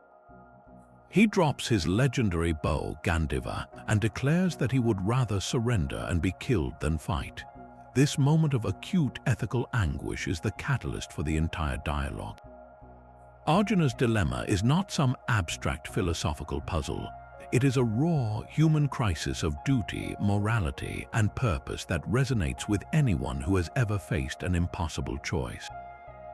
Krishna's response to Arjuna's crisis forms the core of the Gita's teachings, and it unfolds not as a simple command, but as a layered explanation of different paths to spiritual liberation, or moksha. The first and most famous concept he introduces is the idea of dharma, one's sacred duty. Krishna advises Arjuna to fight, not out of hatred or desire for victory, but because it is his dharma as a warrior to uphold righteousness in a just war. He introduces the pivotal idea of selfless action, or karma yoga, the principle that one must perform their duty without attachment to the fruits of their actions. You have a right to perform your prescribed duties, Krishna says, but you are not entitled to the fruits of your actions. This was a revolutionary thought.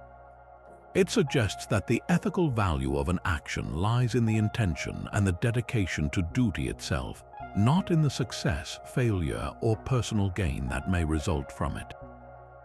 For a modern audience, this translates into a powerful lesson about focus and integrity. Do your work to the best of your ability because it is the right thing to do, and release your anxiety over the outcome. But Krishna does not stop there. He acknowledges that controlling the mind and relinquishing attachment is incredibly difficult. For those who are more contemplative, he outlines the path of Jnana Yoga, the yoga of knowledge and discernment. This involves understanding the difference between the temporary, ever-changing physical body and the eternal, unchanging soul, or Atman. From this perspective, death is merely the shedding of an old body, like discarding worn-out clothes while the soul moves on. This knowledge, Krishna explains, should free one from grief and fear. For those of a more devotional nature, he presents Bhakti Yoga, the path of loving devotion to the divine. By surrendering one's ego and offering all actions as a form of worship to God, a person can attain peace and liberation. In a stunning theophany, Krishna temporarily grants Arjuna a divine vision, revealing his true cosmic form as the ultimate, terrifying, and magnificent source of all creation and destruction. This overwhelming experience is meant to shatter Arjuna's limited human perspective and show him that the divine is present in everything, even in the difficult duty he must perform. The genius of the Gita is its synthesis of these seemingly different paths. It does not demand that everyone become a monk or a warrior. Instead, it provides a flexible spiritual framework applicable to anyone, regardless of their station in life. A merchant, a ruler, a parent, or an artist can all strive to perform their unique dharma with selfless dedication, spiritual wisdom, and a sense of devotion. This inclusivity is a key reason for its enduring appeal. The text ultimately argues that the root of suffering is not action itself, but the selfish desires and egoistic attachments that typically motivate our actions. The goal is to become a steady, calm, and wise being, undisturbed by success or failure, pleasure or pain, a state of equanimity Krishna describes as asthita prajna. The impact of the Bhagavad Gita on Indian culture and global thought is immeasurable. It is more than a holy book. It is a practical guide to living that has been studied by princes and peasants, philosophers and revolutionaries for centuries. Its teachings on non-attachment and duty deeply influenced Mahatma Gandhi, who saw in it a justification for his philosophy of non-violent action performed as a sacred duty. In the modern world, its insights into mindfulness, focus, and the psychology of action have found a new audience, with executives and psychologists drawing parallels between karma yoga and the principles of effective, stress-free leadership. It presents a spirituality that is not about withdrawing from the world, but about engaging with it more fully, more ethically, and with a profound sense of inner peace. It answers Arjuna's despair not with a simple solution, but with a complete philosophy of life, offering a way to act in the world without being broken by it. From the battlefield of the Gita, where action and duty are reconciled, we now journey to a very different kind of inner conflict, one fought not with arrows, but with the agonizing weight of a soul divided against itself. Written in the late 4th century as the Roman Empire was crumbling in the West, Augustine of Hippo's The Confessions is a work of breathtaking intimacy that fundamentally invented the genre of autobiography. This is not a simple memoir. It is a desperate, ecstatic, and meticulously detailed prayer addressed directly to God, in which a brilliant rhetorician turns his powerful analytical skills inward to dissect his own life, his motivations, and his long, tortured resistance to divine grace. It is a psychological masterpiece that explores the restless nature of the human heart and its ultimate finding of rest in God, a theme that would echo through Western thought for over 1,000 years. Augustine structures his story not as a linear chronicle of events, but as a spiritual archaeology, digging through the layers of his past to uncover the origins of his sin and the first faint whisperings of God's call. He begins with his infancy, not out of vanity, but to make a profound theological point. Even a baby, in its furious, red-faced demand for milk, is a portrait of sinful, self-centered desire. This concept of original sin, the idea that human nature is inherently bent away from God from the very moment of birth, was one of his most influential and controversial contributions. He then recounts his famously misspent youth, but he does so with the piercing hindsight of a converted man. The story of the pear tree is the quintessential example. As a teenager, he and his friends stole pears from a neighbor's tree, not because they were hungry, but purely for the thrill of doing something forbidden. Augustine spends pages agonizing over this seemingly trivial event because for him, it perfectly encapsulates the nature of evil, not as a positive force, but as a privation of good, a perverse delight in rebellion for its own sake, a turning away from the divine order toward nothingness. His intellectual and spiritual odyssey is a tour of the philosophical landscape of the late antique world. He became a master of Manichaeism, a dualistic religion that explained the problem of evil by positing two equal, warring forces of light and darkness. This appealed to his intellect because it absolved him of personal responsibility. His sinful actions could be blamed on an external dark force, but he eventually found its cosmology simplistic and unscientific. He then plunged into the skepticism of the academic philosophers and the lofty but godless Neoplatonism that taught him to conceive of God as an immaterial, eternal truth, but offered no path for a flawed human to actually reach that truth. He paints a vivid picture of his inner turmoil, describing himself as a man desperately wanting to be chaste, but not yet. His will was fractured, a prisoner to his own habits. He prays, "Grant me chastity and continence, but not yet," a line that captures the universal human struggle with addiction and procrastination with heartbreaking honesty. The famous scene of his final conversion in a garden in Milan is one of the most dramatic moments in all of literature. Hearing a child's voice chant, "Take up and read," he interprets it as a divine command and picks up a book of Paul's letters, opening to a passage that exhorts readers to abandon sinful desires and put on the Lord Jesus Christ. In that instant, he writes, all the shadows of doubt dispersed, as if a light of serenity had been poured into his heart. This wasn't a triumph of his own will, but a sudden, overwhelming gift of grace that finally healed the division within him.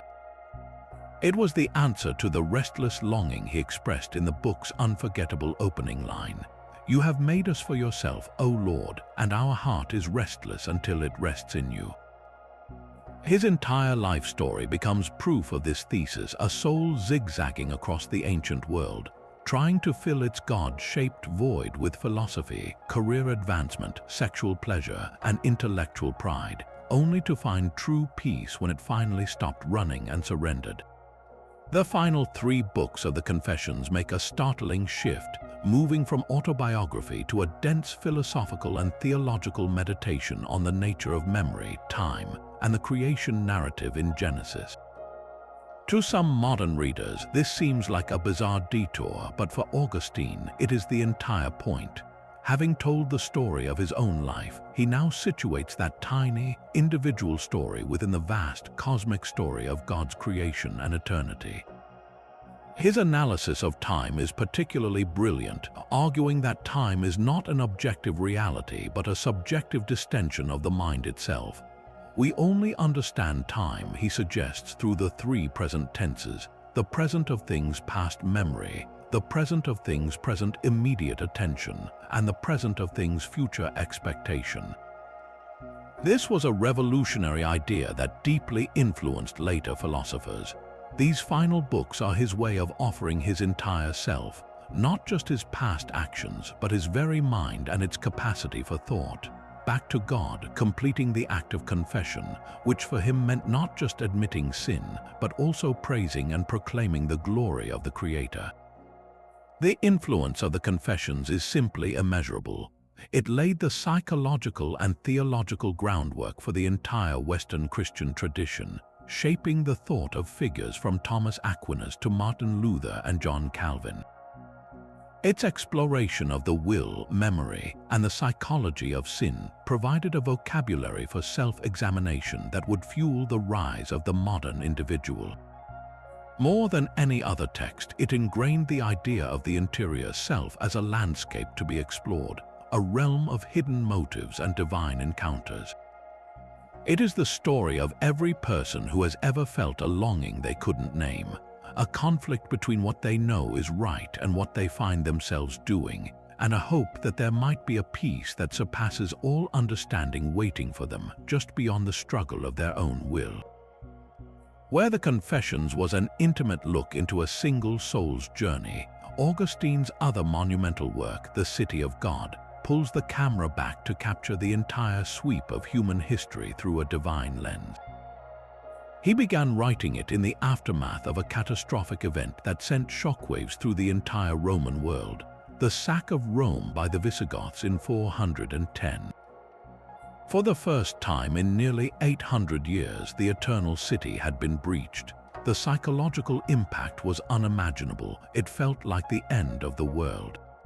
And in the ensuing blame game, many pagan aristocrats pointed the finger at Christianity. Their argument was simple: Rome had been strong and prosperous for centuries while it worshipped the old gods. Now, since adopting this new, pacifistic religion that turned the other cheek, The gods had withdrawn their protection, and the empire was falling apart. The City of God is Augustine's magnificent 22-book response to this charge, not merely a defense of Christianity, but a complete and total reframing of history itself, arguing that the fate of earthly empires is ultimately irrelevant to the true story of salvation. Augustine's rebuttal is as clever as it is profound. He doesn't try to argue that Christianity made the empire stronger. Instead, he argues that the empire's temporal power and security were never the point. He reminds his readers that terrible things happened long before Christ. Did the pagan gods protect Rome when it was sacked by the Gauls centuries earlier? Did they prevent the bloody civil wars that shredded the Republic? He recounts the horrors of the ancient world with the skill of a classical historian, showing that suffering and disaster are the permanent condition of fallen humanity, not a punishment for a recent change in religion. His goal is to shift the conversation entirely, to teach his readers, both Christian and pagan, to stop placing their ultimate hope in something as fragile and temporary as a political state. An empire, no matter how glorious, is merely a human construct, subject to the same cycles of rise and fall as everything else in the earthly realm. True security, he argues, can only be found in a different kind of citizenship altogether. This brings us to the central, organizing metaphor of the entire work, the two cities. Augustine proposes that all of human history is the story of two cities, intermingled in the present world but defined by their ultimate loves and their ultimate destinations. There is the earthly city, the city of man, which is built upon love of self, extending even to the contempt of God. Its citizens are those who seek their glory, power, and satisfaction in the things of this world. Then there is the heavenly city, the city of God, which is built upon the love of God, extending to the contempt of self. Its citizens are the pilgrims on earth, whose hearts are set on eternal peace and communion with the divine. These are not physical cities. You cannot point to a map and find them. They are spiritual allegiances, two different orientations of the human heart that manifest in vastly different societies. Rome, Babylon, Assyria, these are all manifestations of the earthly city. The church, as the community of believers journeying through time, is the visible representation of the heavenly city on earth, though its membership is known only to God. This framework allows Augustine to completely re-evaluate the purpose of government and the nature of peace. For the citizen of the earthly city, the state exists to impose a temporary, imperfect peace, what Augustine calls the tranquillitas ordinis, the tranquility of order. It's a necessary evil in a fallen world, using the threat of punishment to restrain humanity's worst impulses and create a stable environment where people can live, work, and trade. It is a good thing, but it is a provisional, lesser good. For the pilgrim citizen of the heavenly city, this earthly peace is something to be used but not worshipped. It provides the stability necessary for the church to carry out its mission and for individuals to live pious lives. A Christian can be a good citizen of Rome, obeying its laws and contributing to its society, but their ultimate loyalty and their ultimate hope is never invested in Rome's survival. This was a liberating and radical idea.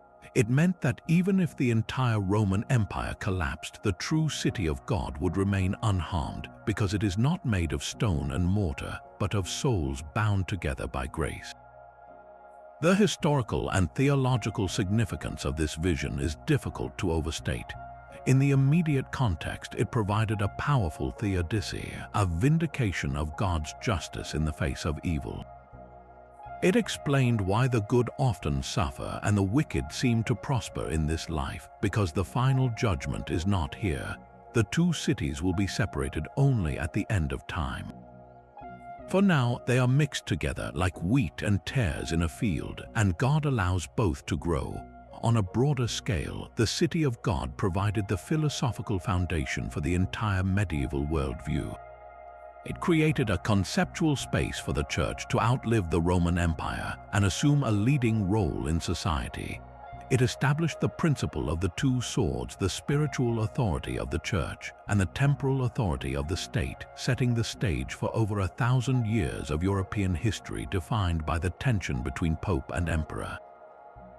More than any other text, it taught the West how to think about the relationship between faith and power, between the sacred and the secular, creating a dialogue that would shape countless kingdoms, nations, and laws.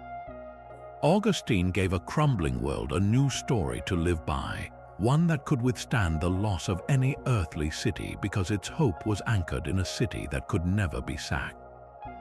But from the sweeping theological visions of Augustine, we plunge back into the gritty, heartbreaking reality of a single, devastating conflict that pitted a people against an empire. Our next book is not a work of philosophy, but a raw, eyewitness account from the front lines of a doomed rebellion. Imagine being a privileged young aristocrat in 1st century Judea, fluent in both your own Jewish traditions and the ways of Rome, and being handed command of the forces in Galilee at the outbreak of a revolt you believe is suicidal. This was the impossible position of Josephus, a man whose breathtaking betrayals and survival would produce one of the most complex and invaluable histories of the ancient world, the Jewish War. His work is a masterpiece of historical reporting, a gripping tragedy, and a deeply personal apology, all rolled into one. Josephus's unique perspective is what makes his account so compelling and so controversial.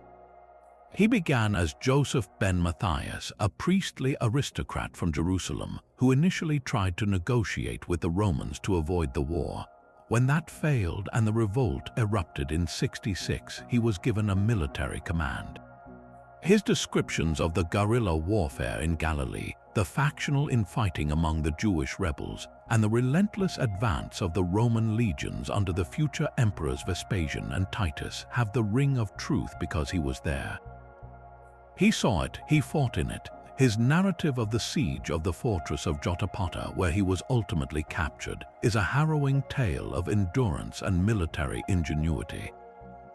His life was spared, according to his own account, when he prophesied that his captor, Vespasian, would soon become emperor. When this prediction came true, Josephus was freed, adopted into the Flavian family, and spent the rest of his life in Rome as a historian, a turncoat to his people and a traitor in the eyes of many, but an irreplaceable source for ours. This background of collaboration colors every page of the Jewish War. He writes with one eye on his Roman patrons, portraying the rebellion as the work of a fanatical minority whose extremism brought ruin upon a peaceful population. He is relentlessly critical of the zealot factions, the Sicarii assassins, and the would-be messiahs who, in his view, hijacked the sensible majority and led them to slaughter. His characterizations are often scathing, painting them as bloodthirsty band. It's more interested in killing their Jewish rivals than in fighting the Romans. Yet, even with this clear bias, his account is indispensable. He provides a detailed, blow-by-blow chronicle of the entire war, from the initial protests in Caesarea to the final, horrific siege of Jerusalem and the fall of Masada.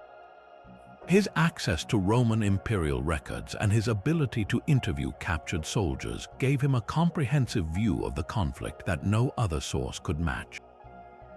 The heart of the book, and its most unforgettable section, is the epic, brutal siege of Jerusalem. Josephus spares no detail in describing the unimaginable suffering inside the city walls. As the Roman army built earthworks to breach the massive walls, the different Jewish factions inside were locked in a vicious civil war, fighting each other for control of the food supplies and the temple itself. Josephus describes the streets running with blood from this internal strife, even as the Roman siege engines pounded the defenses. The famine that followed was horrific. He recounts people gnawing on leather and old hay, and the most desperate even resorting to cannibalism, a mother eating her own infant child. His descriptions are so vivid and so gruesome that they served as a powerful warning to any other subject people who might consider challenging Roman power. Yet, woven through this horror is a profound and palpable grief for his lost homeland and the temple, the center of his faith, which he knew was doomed. After the fall of Jerusalem and the destruction of the Second Temple in 70, the last holdout of the rebellion was the mountain fortress of Masada, perched on a breathtaking plateau overlooking the Dead Sea. Josephus's account of its siege and the mass suicide of its defenders is the stuff of legend, a story that has become a powerful symbol of Jewish resistance. He tells how the Roman 10th Legion, under the command of Lucius Silva, spent months building a massive assault ramp up the side of the mountain to breach Masada's walls. Inside, according to Josephus, were just under 1,000 men, women, and children, the last of the Sicarii rebels led by Eleazar ben Yair. Seeing that the Roman breach was inevitable and knowing that capture would mean slavery or execution, Eleazar convinced his followers to choose death on their own terms. In one of history's most chilling speeches, he argued that it was a noble act to deprive the Romans of their victory and die as free people. Josephus's dramatic recounting of the final moments is theatrical and heartbreaking. The men killed their wives and children, then 10 lots were chosen, and those 10 men killed all the others. Finally, one man was chosen by lot to kill the other 9 before taking his own life. When the Romans broke through the walls the next morning, expecting a fight, they were met with an eerie silence. They found only the dead and the smoldering ruins of the rebels' possessions, a testament to their final defiant act. While modern archaeological evidence has complicated some details of Josephus's story, the core event is accepted, and his narrative has cemented Masada's place in history as an ultimate symbol of desperate defiance. Beyond the military history, the Jewish War is also an invaluable ethnographic treasure trove. Josephus provides detailed descriptions of the Jewish sects of the era, the Pharisees, Sadducees, and Essenes, giving us a clearer picture of the diverse religious landscape into which Christianity was born. His digressions on Jewish customs, laws, and the magnificent architecture of Herod's temple are crucial for historians reconstructing the world of first-century Judea. He is, in many ways, our best guide to the environment that produced both rabbinic Judaism and early Christianity. Reading Josephus is a complex, morally ambiguous experience. You are relying on a man who switched sides, who crafted his narrative to flatter his imperial patrons, and who had every reason to demonize his former comrades. Yet his grief for Jerusalem is palpable. His details are too precise to be entirely invented, and his work remains the only comprehensive history of a conflict that shaped the future of Judaism, Christianity, and the Middle East for the next 2,000 years. It is the ultimate tragedy told by the ultimate unreliable narrator, and it is absolutely essential reading. If the Jewish War was Josephus's searing, immediate account of a single catastrophic event, then his other great work, Antiquities of the Jews, is its grand, ambitious counterpart, a sweeping 20-volume epic that attempts nothing less than to place the entire history of the Jewish people squarely within the framework of the Greco-Roman world. Written later in his life in Rome under the patronage of the Flavian emperors, this monumental project was designed for a specific audience, the educated elite of the Roman Empire. Josephus's goal was to present Judaism not as the strange, provincial superstition many Romans believed it to be, but as an ancient, sophisticated, and philosophically profound civilization that deserved respect and understanding.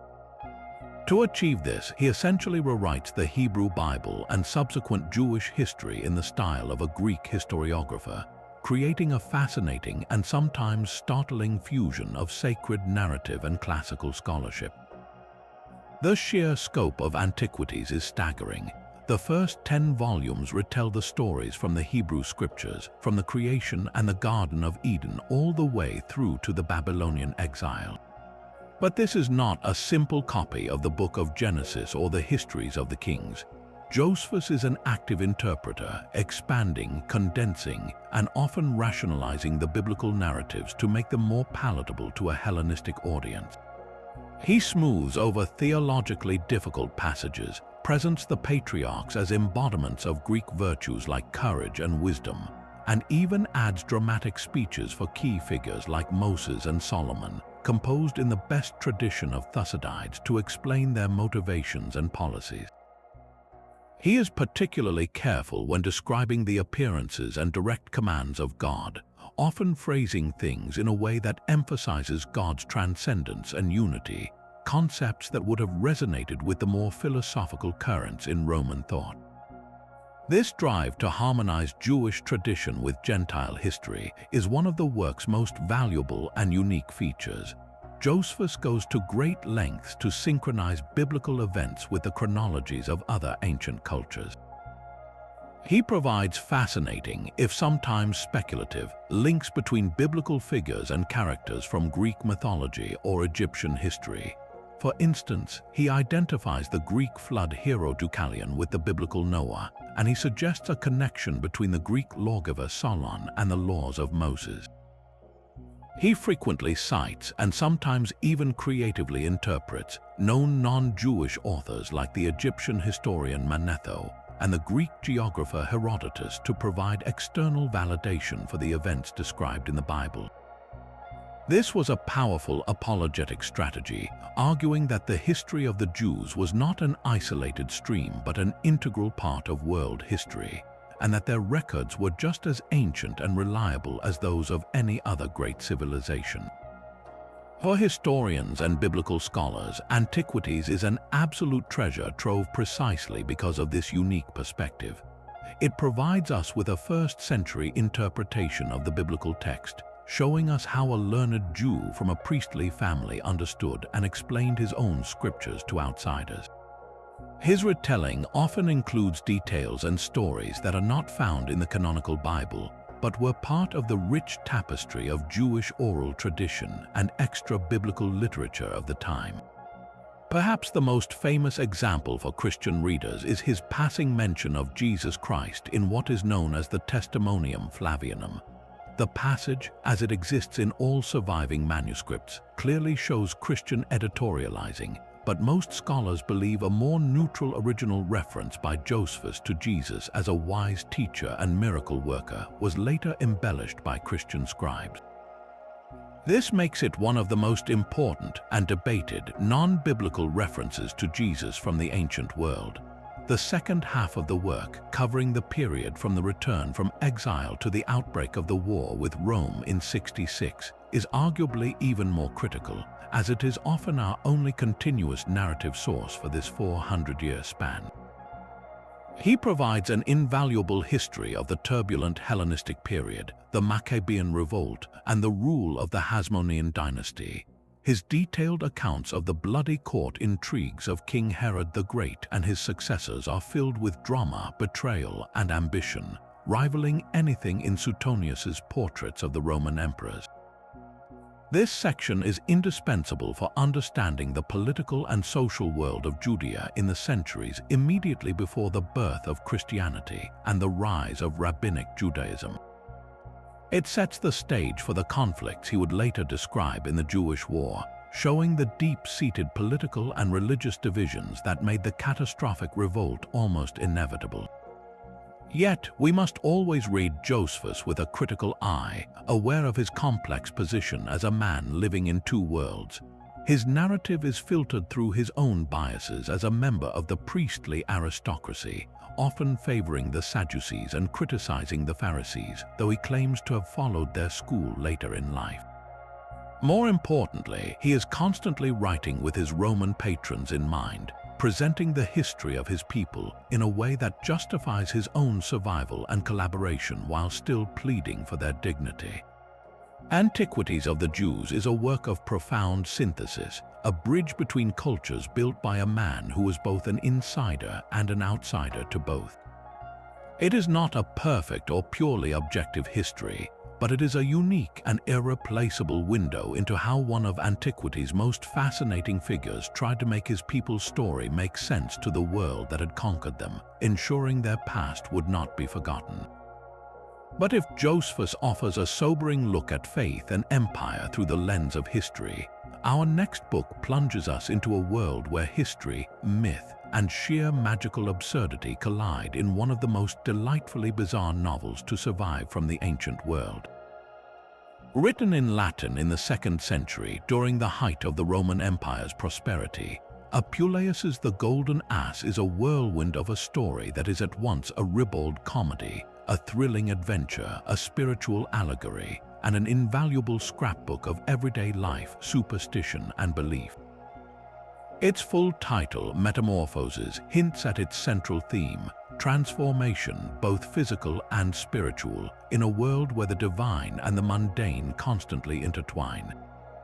The plot follows the curious young nobleman Lucius, who travels to Thessaly, a region famed in the ancient world for its witchcraft.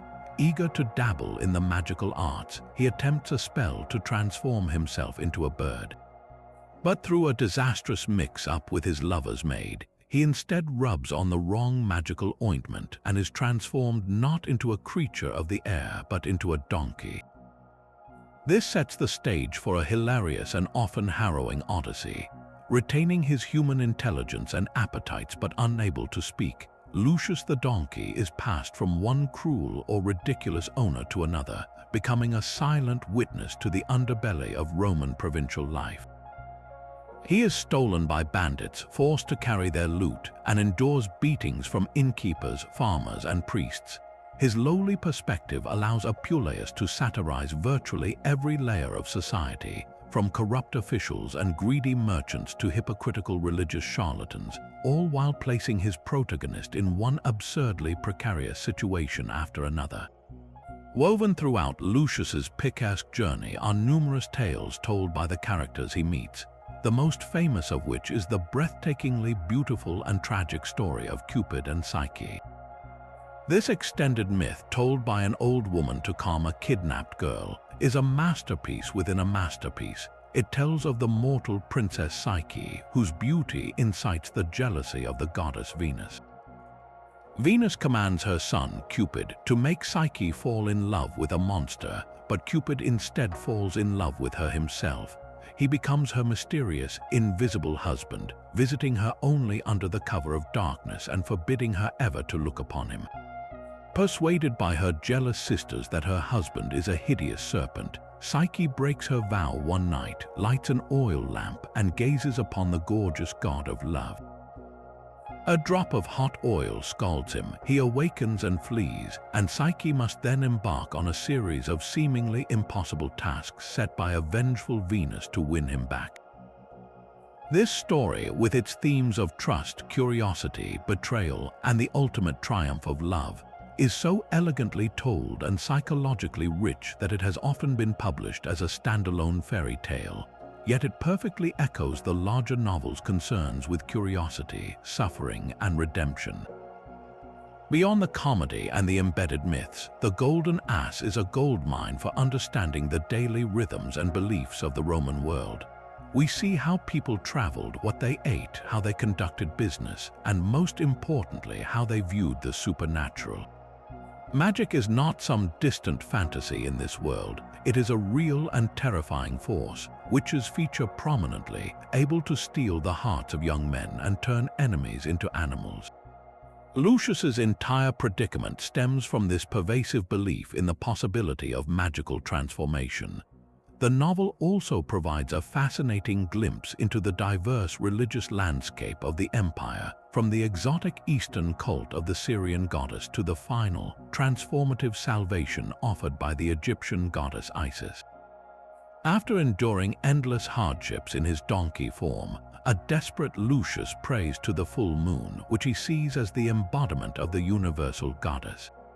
In response, the goddess Isis appears to him in a dazzling vision, revealing her true name and promising him deliverance if he will dedicate himself to her. The next day, during her sacred procession, he eats the sacred roses carried by her priest and is restored to human form.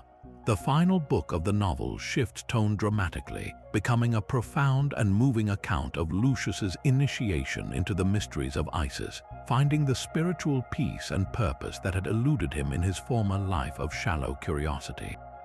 The Golden Ass is thus a complete metamorphosis in every sense, a journey from foolishness to wisdom, from animalistic suffering to divine grace, and an unforgettable ride through the strange and wonderful world of Roman antiquity. But if Apuleius offers a whimsical, magical journey through the provinces, our next text plunges us directly into the heart of Neronian Rome's dizzying decadence with a wit so sharp it feels dangerous. Imagine a novel so fragmented its full shape is forever lost to us, yet the pieces that remain are so explosively vivid they paint a picture of a society teetering on the brink of absurdity. This is Petronius's The Satyricon, a work of savage satire believed to have been written by none other than Gaius Petronius, the very man the historian Tacitus dubbed Nero's arbiter of elegance, the emperor's personal judge of taste and luxury. The irony is profound. This is a dissection of Rome's new moneyed elite written by the ultimate insider, a man who lived the high life and then turned his devastatingly observant eye upon it, creating a work that reads like a hilarious and horrifying exposé of a world where traditional values have been replaced by the frantic pursuit of wealth and status. The narrative, what we can piece together of it, follows the misadventures of two educated but hopelessly déclassé young men, Encolpius and his fickle lover Giton, as they wander through the seedy port cities of southern Italy. They cheat, they brawl, they engage in a series of erotic escapades that are both comical and increasingly desperate, constantly trying to scam their next meal or find a wealthy patron. The episodic plot is a chaotic whirlwind of brothels, betrayals, and rhetorical debates gone wrong, but it all builds towards the centerpiece of the entire surviving text, the Cena Trimalcionis, or Dinner with Trimalcio. This extended scene is one of the most brilliantly sustained pieces of social satire ever written, a meticulously detailed account of a lavish, grotesque banquet hosted. A freedman, a former slave who has become obscenely wealthy and is desperate to prove his cultural legitimacy. Trimalcio himself is a literary creation for the ages, a character so indelibly drawn that his name has become a byword for vulgar, ostentatious wealth. He is a man of boundless appetites and bottomless insecurity. Having made his fortune in shipping and trade, he now surrounds himself with tasteless luxury, from the silver skeleton Chinese letter guests of their mortality to the live blackbirds flying out of a cooked pig. The dinner is a relentless parade of culinary absurdities. A dish is served that appears to be a hen sitting on peahen eggs, which turn out to be pastries made of peahen's milk. A whole roast boar is brought out, only for a net to be cut from its belly, releasing live thrushes that fly around the dining room. Every course is a performance designed to showcase his wealth, but each one only underscores his profound lack of the very aristocratic refinement he's trying to buy. Petronius's genius lies in letting Trimalcio and his guests hang themselves with their own words. The dialogue is a masterclass in capturing the cadence and concerns of this new social class. They speak not in the polished Latin of Cicero, but in a vibrant, often crude vernacular peppered with Greek phrases, proverbs, and business jargon. They brag about their profits, complain about their health, and tell rambling, macabre stories. Trimalcio himself delivers a monologue about his own funeral monument, specifying in absurd detail the reliefs he wants carved on it, showing his ships at sea and himself counting his money at a treasury, a pathetic attempt to control his legacy and ensure he's remembered as the great man he believes himself to be. The freedman's conversation is a world away from the political machinations of the Senate. It's obsessed with commerce, astrology, and the petty dramas of daily life, offering an incredibly rare glimpse into the minds of the non-elite in the ancient world. Beyond the uproarious comedy, the Satyricon is a blistering social critique. Petronius is holding up a distorted mirror to a Rome in the grip of profound social change. The old aristocracy, defined by birth and a sense of public service, was being eclipsed by a new class of entrepreneurs and freedmen whose power was based solely on money. Trimalchio represents this anxious new world. He possesses immense wealth but is painfully aware that he lacks the education, ancestry, and good taste of the traditional elite. His entire dinner is a performance of cultural insecurity, a desperate and failed attempt to purchase the dignity that Romans believed could only be inherited or earned through a lifetime of virtuous public service. The satire cuts both ways. It mocks the vulgarity of the nouveau riches while also subtly critiquing the impotence of the traditional aristocracy, represented in the scene by the passive, disgusted, but ultimately compliant narrator Encolpius, who is too dependent on Trimalchio's hospitality to voice his contempt. The fragmented, almost chaotic structure of the novel itself mirrors its content. Just as the lives of Encolpius and Giton are a series of disconnected, often sordid episodes without a grand narrative, so too is the world Petronius depicting, a world where traditional narratives of honor, patriotism, and even love have broken down, replaced by a frantic, immoral scramble for pleasure and security. We are left with shards of a broken mirror, each one reflecting a distorted, hilarious, and deeply unsettling image of Neronian Rome. It is a world where rhetoric is used for seduction and deception instead of statecraft, where poetry is recited between brawls, and where the most profound philosophical question is where to find the next free meal. The Satyricon doesn't offer answers or moral lessons. It simply presents the madness with a raised eyebrow and a wicked smile, leaving us to laugh and perhaps to shudder at the spectacle of a civilization so drunk on its own excess that it has forgotten what it once meant to be Roman. Now imagine the absolute pinnacle of power, not just a king, but an emperor, the master of the known world, whose every whim is a command and whose anger can mean death.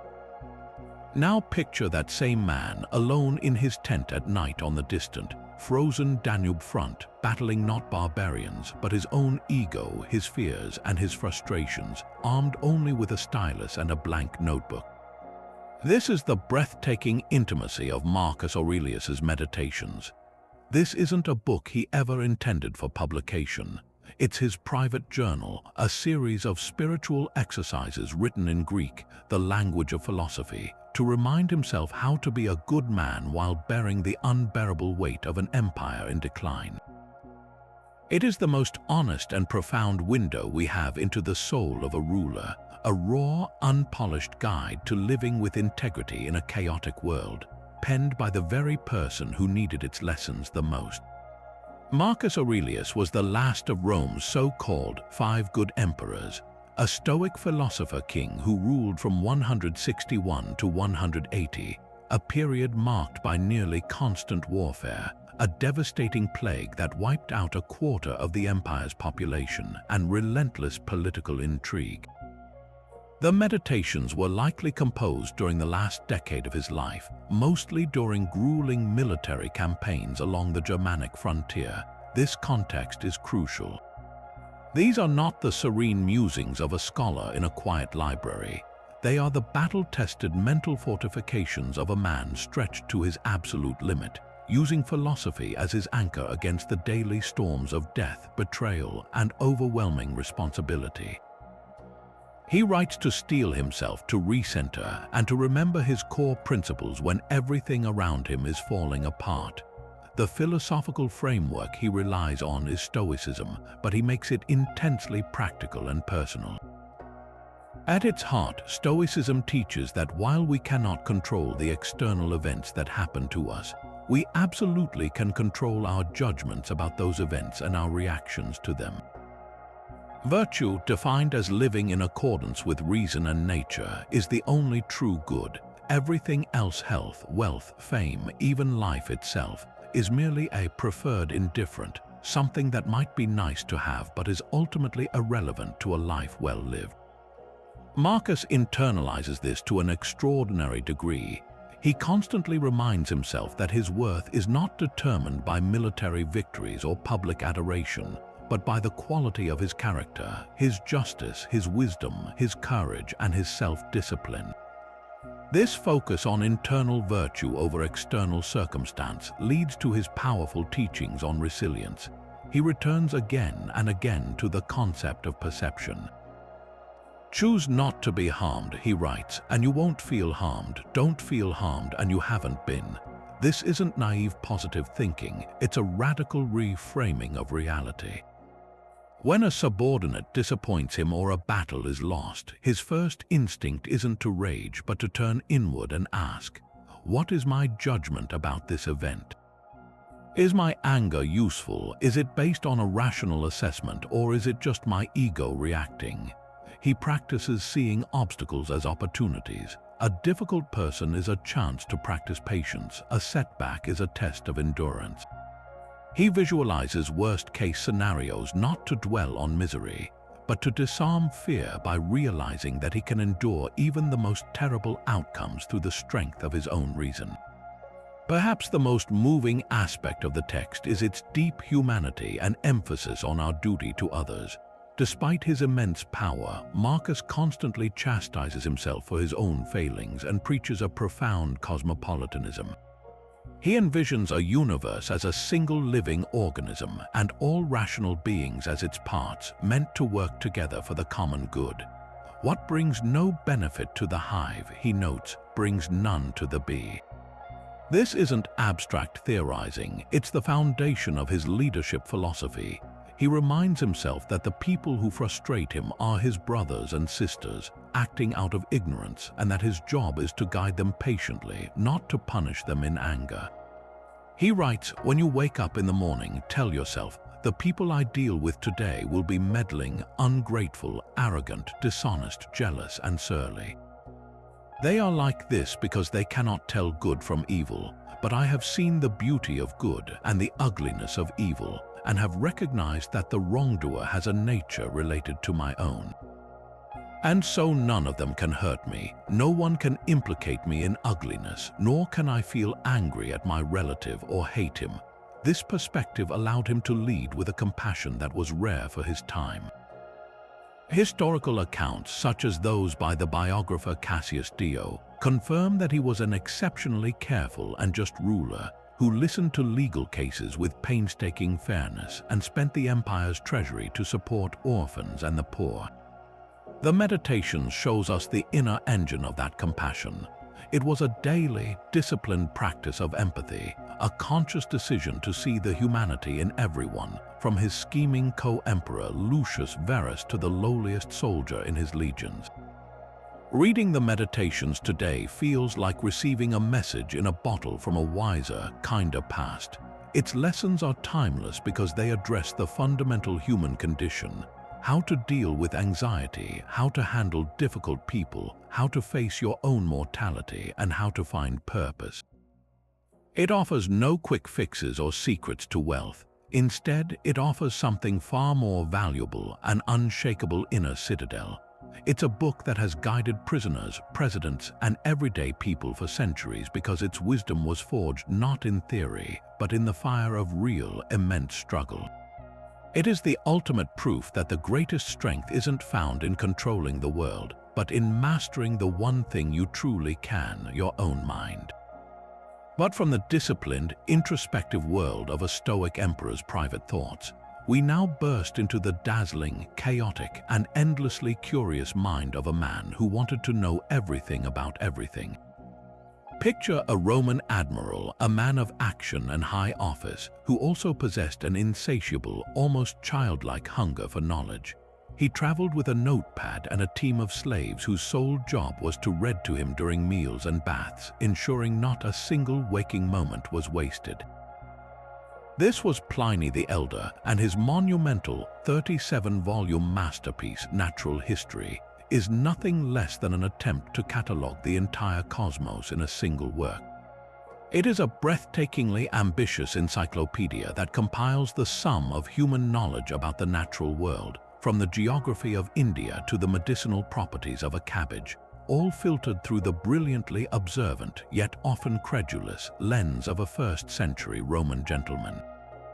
The sheer scope of the project is staggering. Pliny's goal was to document 20,000 important facts gleaned from over 2,000 books by 100 selected authors. He covers astronomy, geography, anthropology, zoology, botany, pharmacology, and mineralogy, all with a particular Roman eye for how these things can be useful, whether for medicine, agriculture, or commerce. He begins with a detailed account of the known universe, then moves to the geography of the world, describing countries, cities, peoples, and seas. He then dedicates volumes to zoology, from elephants and lions to the fantastical creatures he believed inhabited the edges of the map.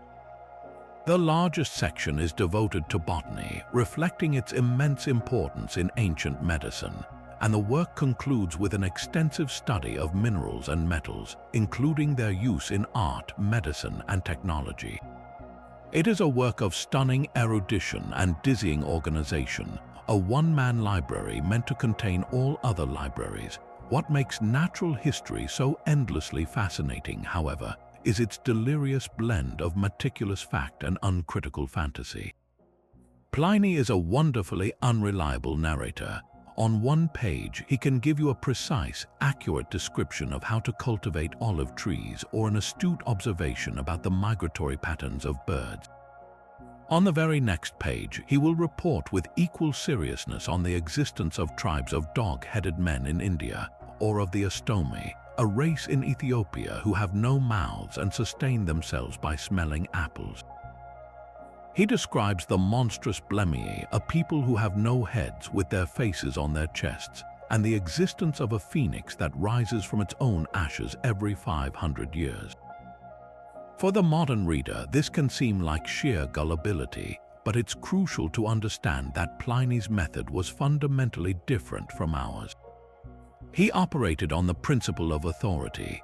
If a respected earlier author, like Herodotus or a noted Greek geographer, had written something, Pliny often included it. His task was compilation, not verification. He was gathering all claims, not just the true ones, creating a magnificent tapestry of everything the ancient world believed to be real. This makes the work an invaluable record of the ancient imagination, a window into how the Romans and Greeks saw their world, a place still brimming with mystery and wonder at its edges. Yet, for all the myths, the natural history is also packed with surprisingly accurate and practical information. His volumes on medicine and botany are a detailed pharmacopoeia of the ancient world, recording countless remedies, many of which were based on centuries of folk knowledge and observation. He describes surgical procedures, the symptoms of diseases, and the properties of herbs with a clear desire to be useful. His sections on art and artists, particularly his history of bronze sculpture and painting, are some of our most important sources for understanding classical art, preserving the names and techniques of masters whose works have long since turned to dust. His description of the mineral world is incredibly detailed, discussing the mining of gold and silver, the nature of gemstones, and even the earliest known description of the formula for concrete, the very material that built the Roman Empire. Pliny's own life and death embody the relentless curiosity that drives his work. In 79, while stationed as the commander of the Roman fleet at Misenum, he observed the beginning of the catastrophic eruption of Mount Vesuvius that would bury Pompeii and Herculaneum. Seeing the strange cloud formation, true to his character, he decided to sail closer to investigate, reportedly declaring that fortune favors the brave. He also received a message from a friend across the bay asking for rescue, so he launched his galleys to undertake an evacuation mission. He reached the shore near Stabiae, but was overcome by the toxic fumes and died on the beach, a martyr to his own insatiable desire for knowledge. This final act perfectly encapsulates the spirit of the natural history, a bold, hands-on, and sometimes dangerously direct engagement with the wonders of the natural world. His work is not a dry academic treatise. It is the lively, messy, and passionate product of a mind that found everything interesting, from the orbit of planets to the best way to cure a hangover. It stands as the most complete single source on the Roman worldview, a magnificent monument to the idea that the entire universe is worth studying, cataloging, and marveling at, precisely because it is so vast, strange, and filled with secrets waiting to be found. While Marcus Aurelius turned his gaze inward for strength and Pliny sought to catalog every wonder of the external world, another great mind was engaged in a different kind of mapping, one that sought to understand humanity's place on the planet itself. Imagine a Greek scholar from the Black Sea coast, born into a wealthy family that had thrived under Roman rule, who spent decades traveling from Armenia to Ethiopia, from Italy to the borders of India, all without ever leaving his library. This was Strabo, and his life's work, The Geography, is a breathtakingly ambitious 17-volume masterpiece that does far more than just describe coastlines and mountain ranges. It is a cultural atlas of the entire known world, a work that synthesized centuries of exploration and knowledge to serve the new Roman Empire and anyone with a curious mind. Strabo's goal was not just to list places, but to explain them. He wanted to create a work that would be useful for statesmen, generals, and philosophers by providing a detailed picture of the world's lands and peoples. He openly admired the Roman Empire for creating the peace and infrastructure that made such a project possible. For the first time, safe roads and sea lanes stretched across the Mediterranean, allowing for an unprecedented flow of information and goods. Strabo's work is a product of that interconnected world, and he intended it to be a tool for its governance and understanding. He saw geography not as a dry academic exercise, but as the essential background to all history, politics, and culture. To understand why people fought certain wars, why they traded certain goods, or why they worshipped certain gods, you first had to understand the lay of the land they inhabited. What sets the geography apart is its incredible depth of cultural observation. Strabo was a true ethnographer, fascinated by the customs of the countless peoples within the empire and beyond its borders. When he describes Egypt, he doesn't just note the course of the Nile. He explains the intricate workings of the Nilometer, a device used to measure the river's flood levels, which was critical for predicting agricultural yields and setting taxes. He details the religious significance of the Apis bull in Memphis and the strange to Greek eyes practice of animal worship. His account of India, drawn largely from earlier sources like Megasthenes, who traveled with Alexander, is filled with descriptions of philosophers he calls Brahmins, their ascetic practices, and their complex social structures.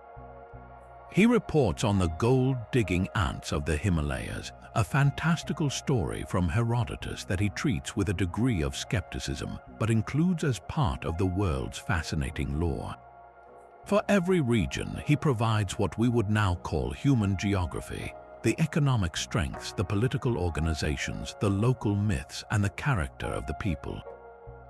This immense project was built upon a foundation of both personal experience and meticulous research. Strabo proudly mentions his extensive travels through Asia Minor, Egypt, Italy, and up the Nile to the border of Ethiopia. These journeys allowed him to verify details firsthand, and his descriptions of Rome's bustling markets or the spectacular terrain of the Taurus Mountains carry the weight of an eyewitness. However, the vast majority of his information comes from his truly heroic synthesis of earlier writers. He consumed and critiqued the works of hundreds of predecessors, from the pioneering maps of Eratosthenes to the travelogues of explorers like Pythias of Massalia. He acts as a brilliant editor and critic, comparing different sources, pointing out their errors, and presenting the most reliable account. His work is thus a priceless treasure chest of quotes and summaries from countless ancient texts that have since been lost to time, preserving fragments of geographical knowledge that would have otherwise vanished completely. His method, however, was not without its flaws from a modern perspective. He often prioritized literary sources over empirical measurement, and his world was still decidedly Mediterranean-centric. His map was certainly more accurate than those of his predecessors, but it still contained significant errors in scale and distance, particularly for remote areas like Britain and India. He dismissed Pythias's account of a frozen sea near Thule, possibly Iceland or Norway, as a fabrication, unable to conceive of such a climate. Yet, these very limitations are what make his work so valuable to historians. They reveal the boundaries of the ancient worldview and the intellectual challenges of comprehending a planet that was still largely unknown. For the Roman administration, a work like the geography was invaluable. It provided governors with a ready reference for the provinces they were sent to rule, the resources they could exploit, the potential trade routes, the temperament of the local populations, and the strategic points for defense. It was a handbook for empire management, but its impact stretched far beyond practical politics. Strabo's work became a foundational text for centuries of scholars, deeply influencing later geographers like Ptolemy and preserving a snapshot of the world at the dawn of the 1st century. It represents the culmination of ancient geographical knowledge, a bridge between the speculative world of the early Greeks and the more systematic, politically aware understanding of the Roman era. Reading Strabo is to take a grand tour of the ancient world from the comfort of your armchair, guided by an endlessly curious and thoughtful mind who believed that to know the earth was to better understand the people who call it home. While Marcus Aurelius looked inward for personal virtue and Pliny the Elder catalogued the external world, another Greek author, writing under the peaceful umbrella of the Roman Empire, turned his focus to the study of human character itself, not in isolation but in revealing pairs.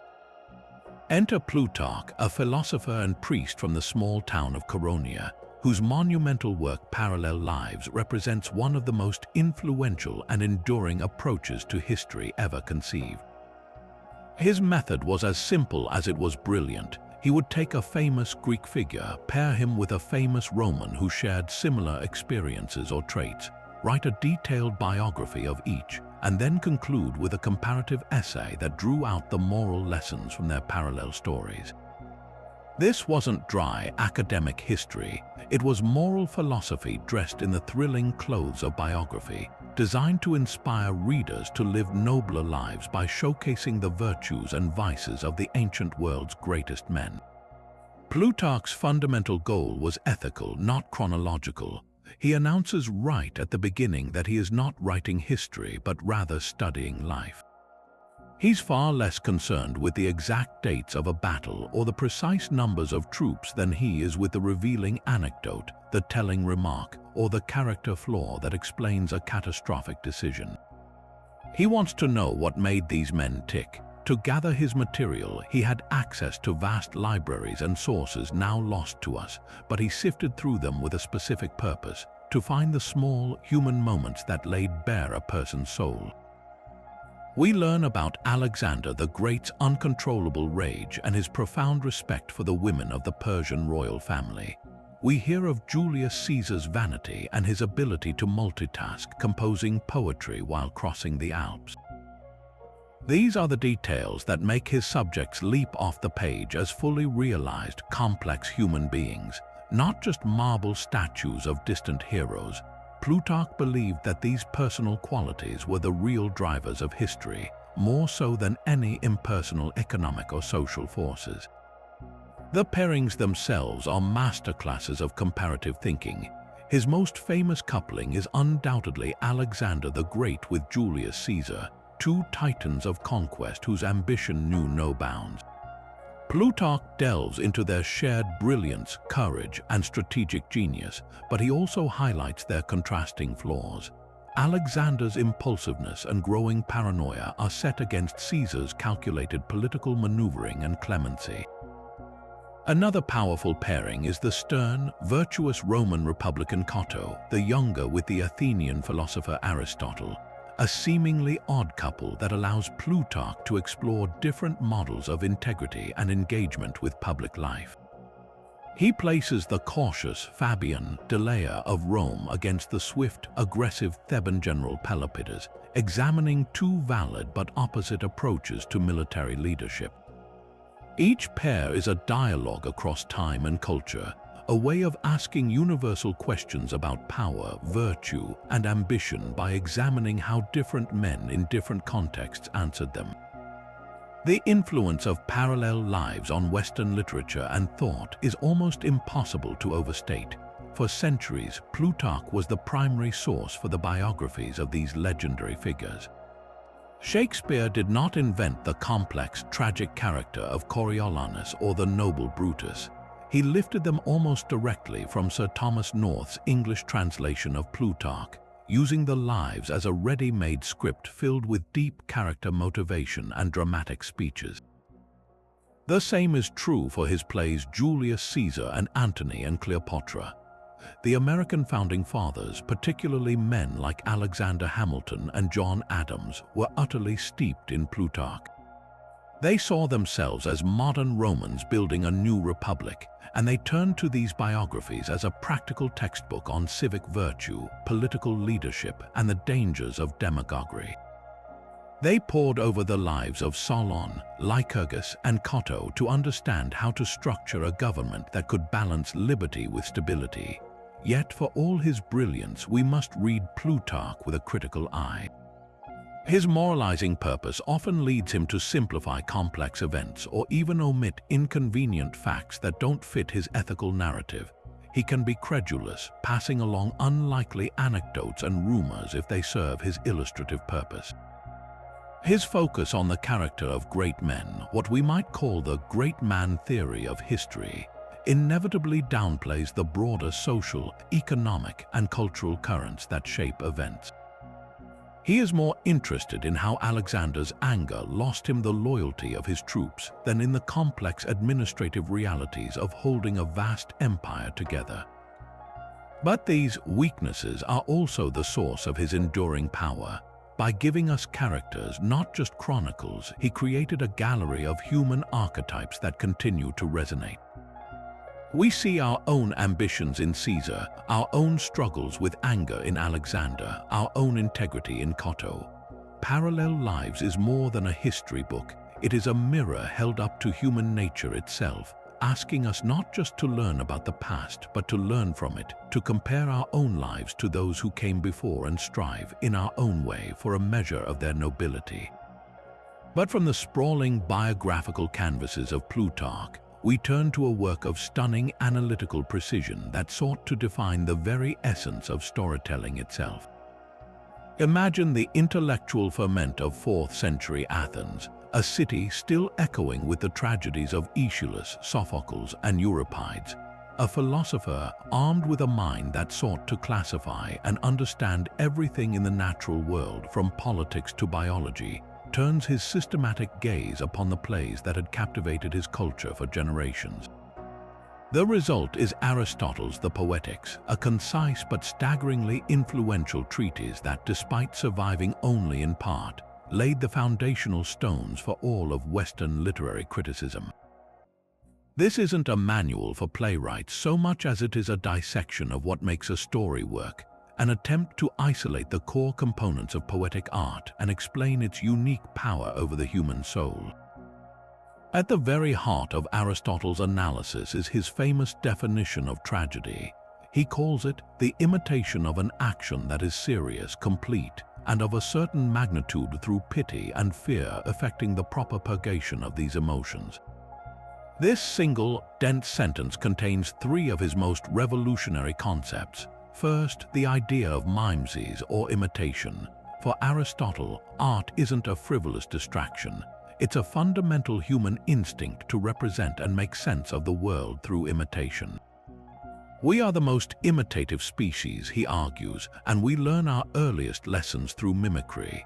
Therefore, poetry and drama are elevated from mere entertainment to a vital form of learning and understanding. This imitation isn't of just any action, but of one that is serious and complete, meaning it has a beginning, a middle, and an end, forming a unified and purposeful whole. This leads directly to his second core concept, and the element he prizes above all others, plot or mythos. For Aristotle, plot is the soul of tragedy. It is the carefully engineered structure of events, the logical chain of cause and effect that drives the narrative forward. He famously prioritizes plot over character, arguing that characters exist for the sake of the action, not the other way around. We are defined by our actions, he suggests, and a well-constructed plot will naturally reveal the moral quality of the people within it. His ideal plot is complex, involving a reversal of intention peripeteia and a recognition scene anagnorisis, the moment when a character moves from ignorance to knowledge, often with devastating consequences. The most powerful tragedies, like Sophocles' Oedipus Rex, combine these elements masterfully. Oedipus's investigation into the king's murder is the reversal that leads to his own undoing, and the recognition of his true identity is the catastrophic revelation that completes the action. This carefully built structure of suffering exists to produce the third and most debated concept, catharsis, the purgation or purification of the emotions of pity and fear. Aristotle doesn't elaborate extensively on this, but the implication is profound. By witnessing a powerful, unified tragic action happen to someone who is fundamentally like us, a good but flawed individual, we experience these powerful emotions in a safe, controlled environment. We feel pity for the hero's undeserved misfortune and fear that similar circumstances could befall us.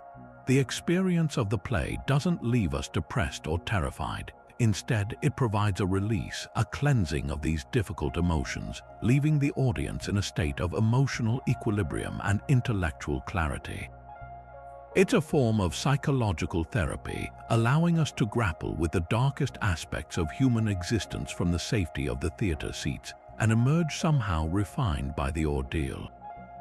Beyond these monumental ideas, the Poetics is filled with sharp, practical observations that remain incredibly relevant to writers today. His distinction between history and poetry feels utterly modern. History tells what has happened, he says, while poetry tells what may happen, what is probable or necessary according to the laws of the universe. Poetry is therefore more philosophical than history because it deals in universal truths, not specific facts.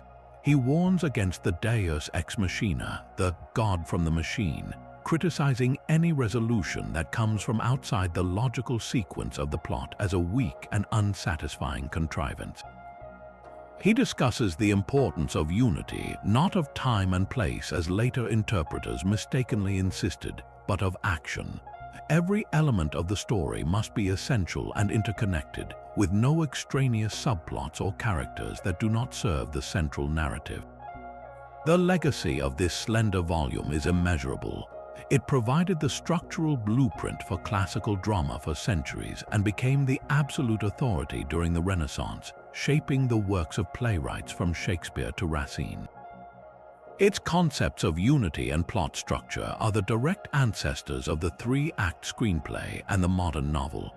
Even when artists later rebelled against its strictures, as the Romantics did by prioritizing emotion and individual genius over formal rules, they were defining themselves in opposition to the Aristotelian model. The Poetics established the very vocabulary plot, character, thought, diction, melody, and spectacle that we still use to analyze narrative art. It represents the moment we stopped simply being captivated by stories and started to understand why they captivate us, exploring the machinery of narrative that taps into something deep and universal within the human psyche.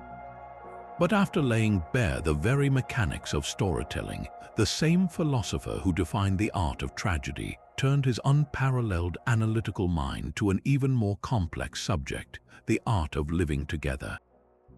If the Poetics is a blueprint for a perfect plot, then the Politics is Aristotle's ambitious, sprawling, and sometimes unsettling blueprint for the perfect city-state. Written in the 4th century before the Common Era, this foundational text isn't a utopian fantasy like Plato's Republic. It's a practical, empirical investigation into the messy reality of human governance. Aristotle and his students reportedly studied the constitutions of over 158 Greek city-states. classifying and comparing them to understand what made some societies thrive while others collapsed into tyranny or chaos. The result is a work of breathtaking scope that tackles the fundamental question: what is the best way for humans to organize themselves to achieve the good life? At the very core of Aristotle's political philosophy is a simple but profound idea that man is by nature a political animal. This famous phrase, zoon politiken, means far more than just that humans are social creatures who enjoy company. It means that we are fundamentally designed to live in a polis, a self-governing community. It is only within this political framework, he argues, that we can fully realize our potential for language, reason, and virtue. A human isolated from the polis is not a true human. They are either a beast or a god. This stands in stark contrast to modern notions of the rugged individual. For Aristotle, our identity and our moral purpose are inextricably linked to our participation in a community. The purpose of the state, therefore, is not merely to provide security and facilitate trade, but to create the conditions for its citizens to live virtuous and flourishing lives, to achieve eudaimonia. To figure out how to build such a state, Aristotle embarks on a massive project of classification. He identifies 6 basic types of constitutions, divided by 2 key questions: who rules and for whose benefit. When one person rules for the common good, it's a kingship. When that same person rules for their own selfish benefit, it degenerates into a tyranny. When a small, virtuous minority rules for the good of all, it's an aristocracy. When that elite rules to enrich itself, it becomes an oligarchy. When the many rule for the common good, it's a polity, his term for a good, functioning democracy. But when the masses rule purely in their own class interest, ignoring the law and plundering the wealthy, it descends into what he calls a democracy, which for him is a dirty word, synonymous with mob rule. This nuanced system isn't just academic, it's a warning about how even the best intentions can corrupt. Each good form carries within it the seed of its own degenerative counterpart. So, what is the ideal? After his exhaustive study, Aristotle makes a surprising and pragmatic argument. The best constitution for most states is not a perfect kingship or a theoretical aristocracy, but a polity, a mixed constitution. He saw firsthand how unstable pure forms could be. Oligarchies create resentment among the poor, and radical democracies incite fear among the wealthy, leading to a constant cycle of revolution and counter-revolution. His brilliant solution was to blend elements of oligarchy and democracy to create a large, stable middle class that would act as a buffer and a balancing force. In a polity, power isn't held exclusively by the rich or the poor, but by those in the middle. This class, he argues, is the most rational and least prone to ambition or envy. They are not so wealthy that they become arrogant and oppressive, nor so poor that they become desperate and envious. A large, prosperous middle class is, for Aristotle, the surest foundation for a lasting and just state. His vision of citizenship, however, is where his philosophy feels most foreign to our modern sensibilities. An Athenian citizen was not simply someone born within the city walls. Citizenship was a privileged, active, and exclusive office. A true citizen, in Aristotle's view, was someone who took turns in ruling and being ruled. This meant participating directly in the assembly, serving on juries, and holding public office. This rigorous definition automatically excluded the vast majority of the population: women, slaves, foreigners, and manual laborers. He believed that a life of hard, physical labor for another person's profit deformed the soul and left no leisure time for the development of virtue and political wisdom required of a citizen. While this exclusion is deeply jarring today, it underscores his core belief that the state is a partnership in virtue, and only those capable of that high calling could be entrusted with its maintenance. The enduring relevance of the politics is nothing short of astonishing. His analysis of the cyclical nature of constitutions reads like a guide to modern political instability. His advocacy for a strong middle class as the bedrock of social stability is a lesson economists and politicians still grapple with. His warning about the dangers of extreme wealth inequality, that it essentially creates two cities, one of the rich and one of the poor, perpetually at war with each other, feels ripped from today's headlines. And his fundamental question about the purpose of the state continues to haunt us. Is government merely a neutral referee for competing private interests, or does it have a higher moral purpose to help its citizens become better people? The politics doesn't offer easy answers, but it provides the deepest and most clear-eyed framework ever devised for asking the right questions. It is the indispensable starting point for every serious conversation about power, justice, and what it truly means to live together. But from the philosophical blueprints of Aristotle, we plunge into the raw, primal darkness where those very concepts of justice and law were forged in fire and blood. Imagine the atmosphere in the theater of Dionysus in Athens, 458 years before the Common Era. The air is thick with anticipation as the audience settles in for a full day of performance, not for a single play, but for a connected trilogy that would shake their city to its core. This is the world premiere of Aeschylus's The Orsteia, a monumental journey that begins with a beacon fire signaling the fall of Troy and ends with a jury's vote in the heart of Athens itself. This isn't just a story, it's a foundational myth for the Athenian legal mind, a terrifying and ultimately hopeful narrative about how a society can break the endless cycle of violence and build a system of justice where reason, not rage, gets the final word. The first play, Agamemnon, sets this brutal cycle in motion with devastating efficiency. King Agamemnon returns victorious from Troy, but his homecoming is a trap meticulously laid by his wife Clytemnestra. For 10 years, her fury has festered. She has never forgiven Agamemnon for his unspeakable act at the outset of the war. To appease the goddess Artemis and secure favorable winds for the Greek fleet, he sacrificed their young daughter, Iphigenia. Aeschylus doesn't show us the act, but he gives us Clytemnestra's haunting memory of it, a mother's trauma weaponized into cold, calculating revenge. When Agamemnon walks into his palace, treading arrogantly on precious tapestries she has laid out to flatter him, the trap springs. From offstage, we hear his screams as she murders him with an axe, and then she emerges, bloody and triumphant, to justify her act not as a crime, but as righteous vengeance for their butchered child. The chorus of old men can only lament this new horror, recognizing that the act of vengeance has not brought peace, but has only dripped blood for blood, ensuring that more violence will surely follow. It follows with terrifying speed in the second play, The Libation Bearers. The cycle of blood demands a new avenger, and it arrives in the form of Orsts, the exiled son of Agamemnon and Clytemnestra. Commanded by the god Apollo to avenge his father's murder, he returns home in secret. In a heartbreaking scene at their father's tomb, he is reunited with his sister Electra, whose entire life has been warped by grief and hatred for her mother. Their shared pain crystallizes into a fatal resolution. Driven by divine command and filial duty, Orsts confronts his mother. Clytemnestra, in a moment of sheer desperation, bares her breast and pleads with him, "Wait, my son, have you no pity for this breast you sucked, your milky nourishment?" It is one of the most powerful and unsettling moments in all of literature. But Orsts hesitates only for a second, pressured by his loyal friend Pylades, who reminds him of Apollo's stern command. He kills her, and in that very instant of achieving his vengeance, the Furies descend.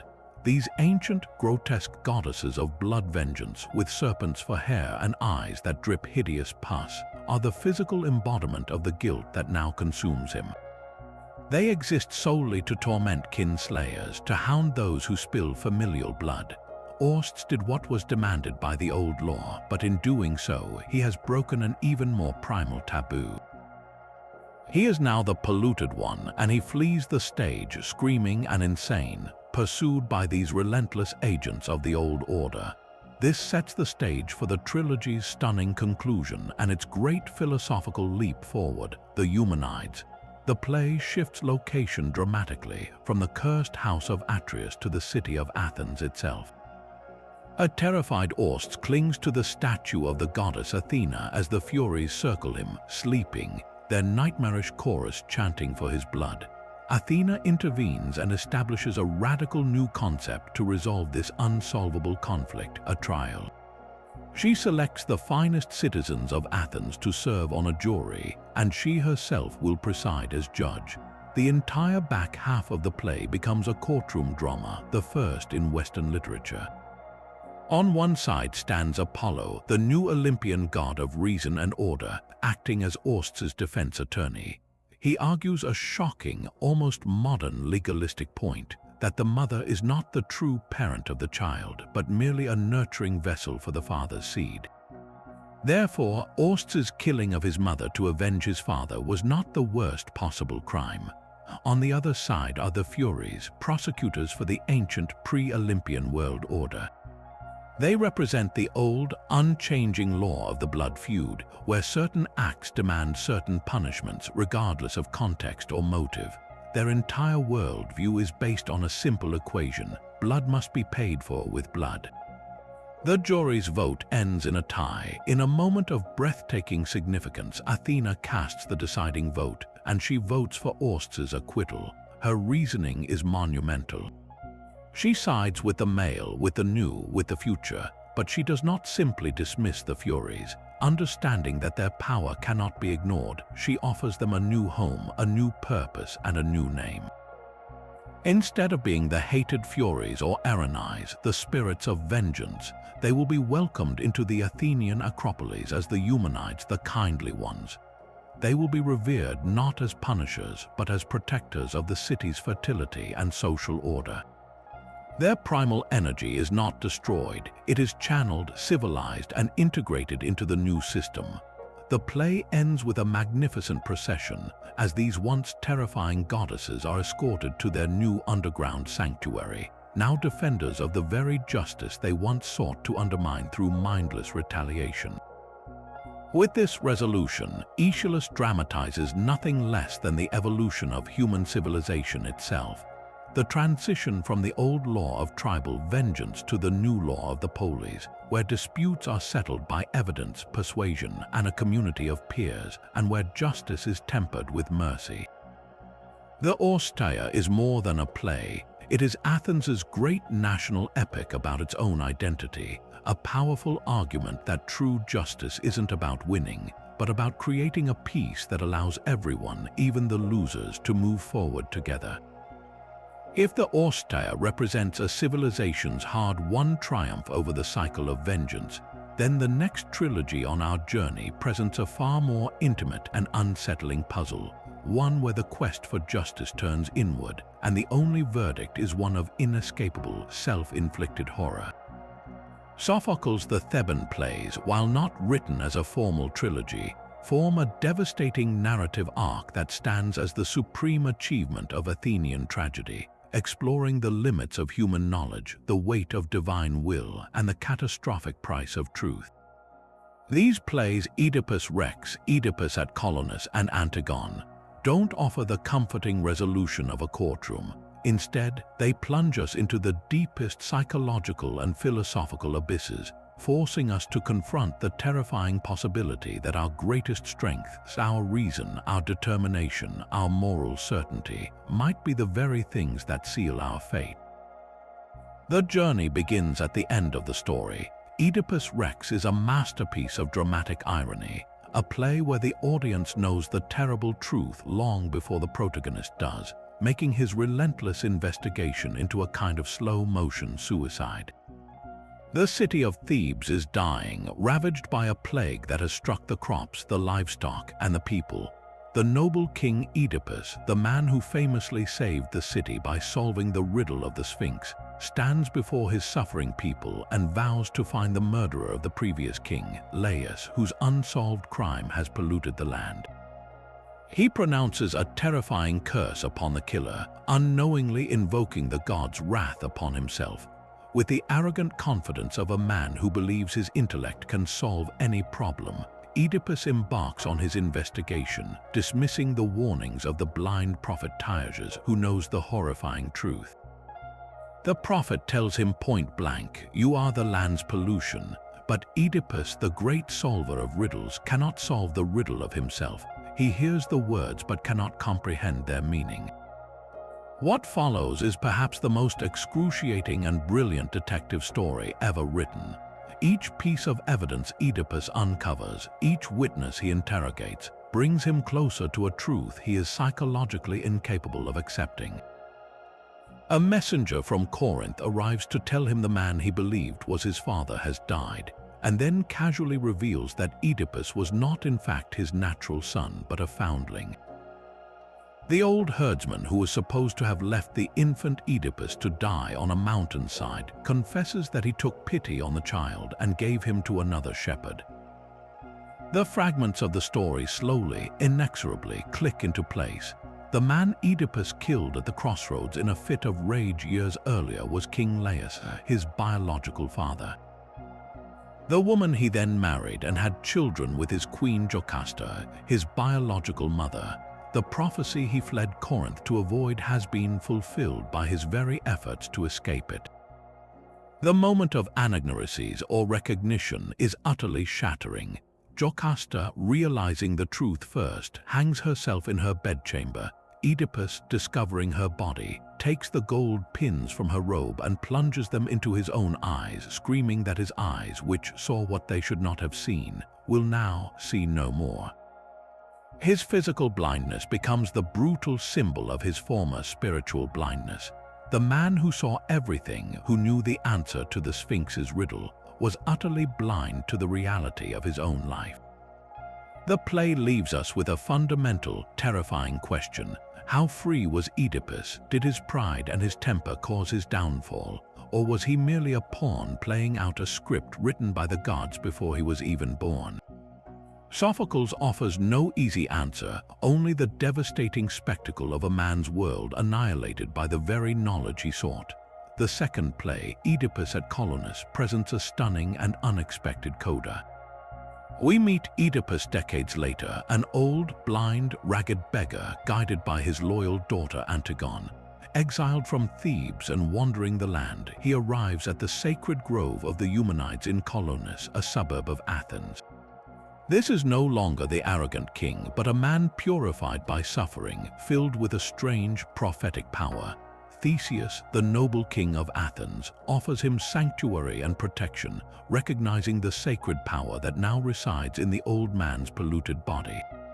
In a dramatic confrontation, Oedipus's other daughter, Ismene, arrives to warn him that his sons, Eteocles and Polynices, are locked in a vicious civil war for the throne of Thebes. A prophecy has declared that the side which possesses Oedipus's body will win.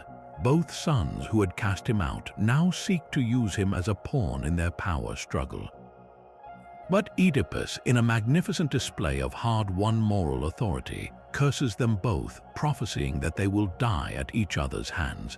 The play transforms the polluted scapegoat of the first play into a figure of immense tragic grandeur. His death is not a pathetic end but a mysterious, sacred transition. He is led away to a hidden part of the grove by the gods themselves, his body vanishing into the earth, becoming a blessed power that will protect the city of Athens for generations to come. This play is a profound meditation on the meaning of suffering and redemption, suggesting that even the most profound horror can, through endurance, be transmuted into a form of grace and power. This familial curse, however, explodes with full force in the final play, Antigone, which pits the uncompromising moral duty of the individual against the rigid authority of the state. Following the civil war and the death of both brothers, their uncle Creon has seized the throne of Thebes. He issues a royal decree. Eteocles, who died defending the city, will be buried with full honors.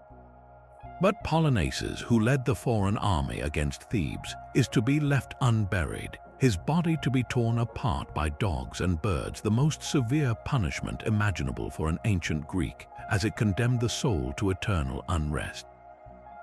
Oedipus's daughter, Antigone, hears this decree and makes her choice instantly. The unwritten, eternal laws of the gods which command the burial of the dead demand that she honor her brother. The man-made law of the king forbids it. In one of the most courageous declarations in literature, she tells her terrified sister Ismene, "He has no right to keep me from my own." Her act is one of pure, defiant principle. She performs the simple burial rites for Poloneices, is captured, and is brought before Creon. What follows is a breathtaking clash of worldviews, a duel of ideologies. Creon, the new ruler, is not a cartoonish villain. He is a pragmatic statesman trying to secure a city reeling from war. His argument is about loyalty and civic order. A traitor cannot be honored. The state must be obeyed without question, or anarchy will follow. Antigone's argument is about a higher divine justice. She appeals to laws that are not of now nor of yesterday, they live forever. She would rather die having obeyed the gods than live having obeyed a tyrant. Creon, trapped in his own rigid logic and wounded pride, condemns her to be entombed alive in a rocky cave. It is only through the warnings of the prophet Tacitus that Creon finally relents, realizing his error has polluted the city, but his change of heart comes too late. He finds Antigone has hanged herself in her tomb. His son Haemon, who was engaged to Antigone, kills himself in grief over her body. Upon hearing the news, Creon's wife, Eurydice, also takes her own life.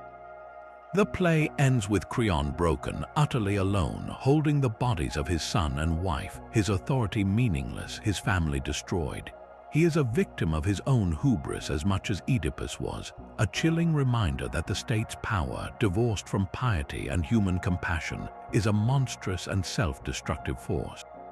Together, these three plays form an unparalleled exploration of the human condition. They ask us where true authority lies, in the king's decree or the individual's conscience.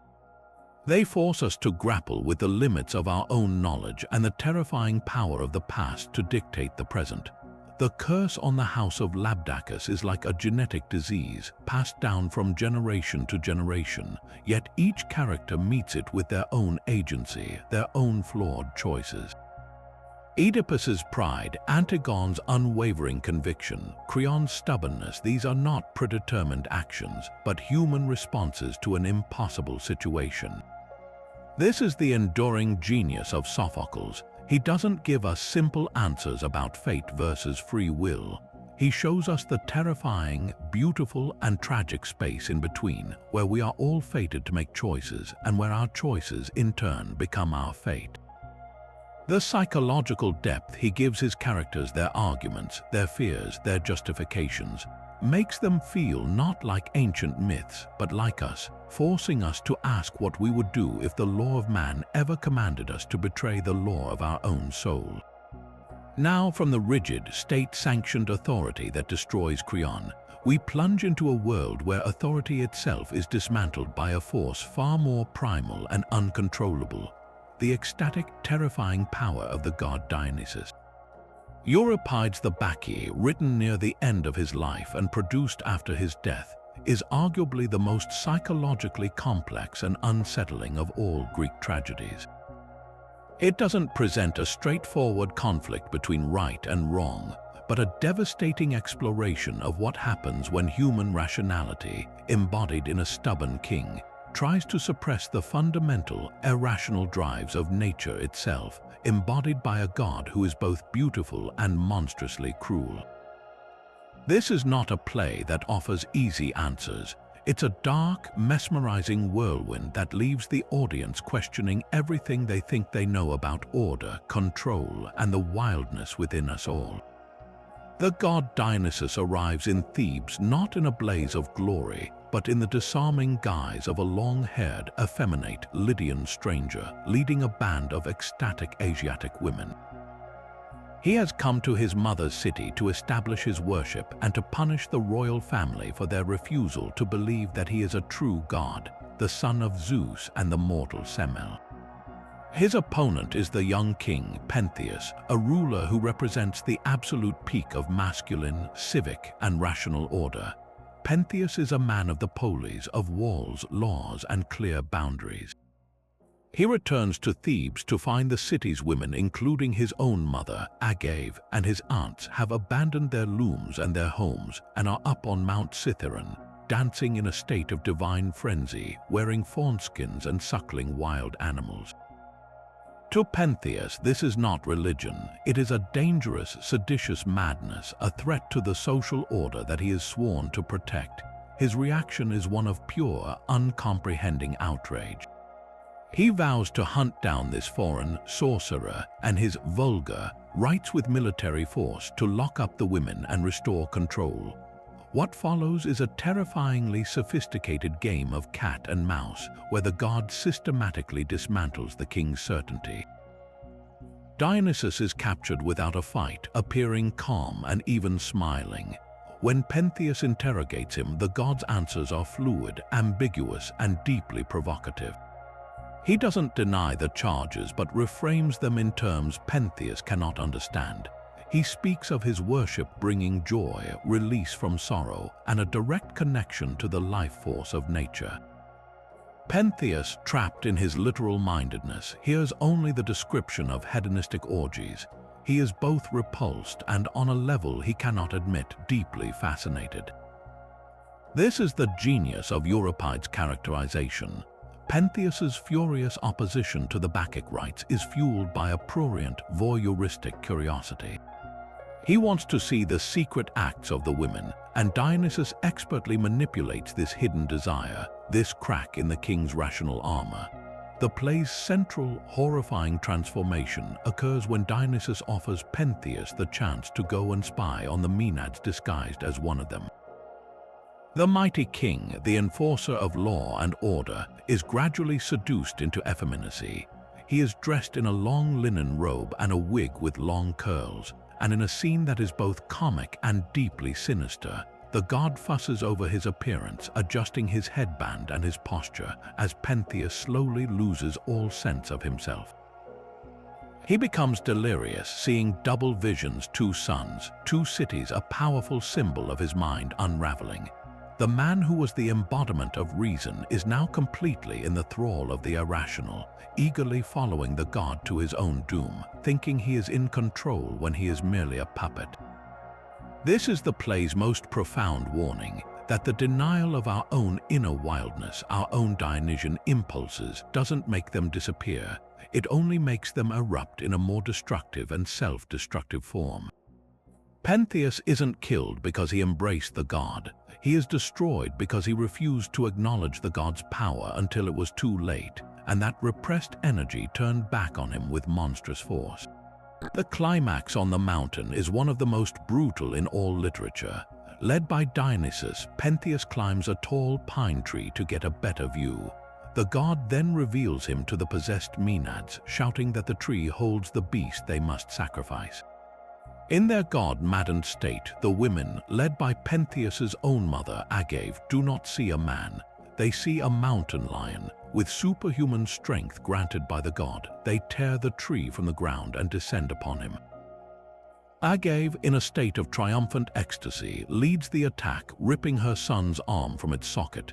The other women finish the job, and in a gruesome parody of a hunting trophy, Aeneid impales the head of her lion on her Theseus and carries it back to Thebes in victory. The horror of the play reaches its peak not in the violence itself, but in the slow, agonizing return to sanity. Aeneid's father, Cadmus, must gently guide her back to reality, asking her to look again at the head she carries to recognize the features of her own son. The moment of anagnorises is utterly heartbreaking. Her ecstatic joy curdles into the most profound grief imaginable. The play doesn't end with the god's triumph, but with the devastating human cost. Aeneid and her sisters are exiled, their lives shattered. Even Cadmus is turned into a serpent. Dionysus gets his vindication, but the price is a horror that leaves the audience stunned. The Bacchae is a relentless critique of any form of extremism.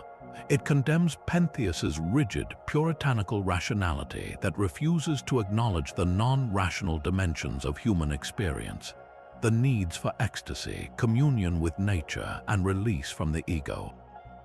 But it also shows the horrific danger of surrendering completely to that ecstasy, of abandoning individual reason and identity to the mob mentality of the group.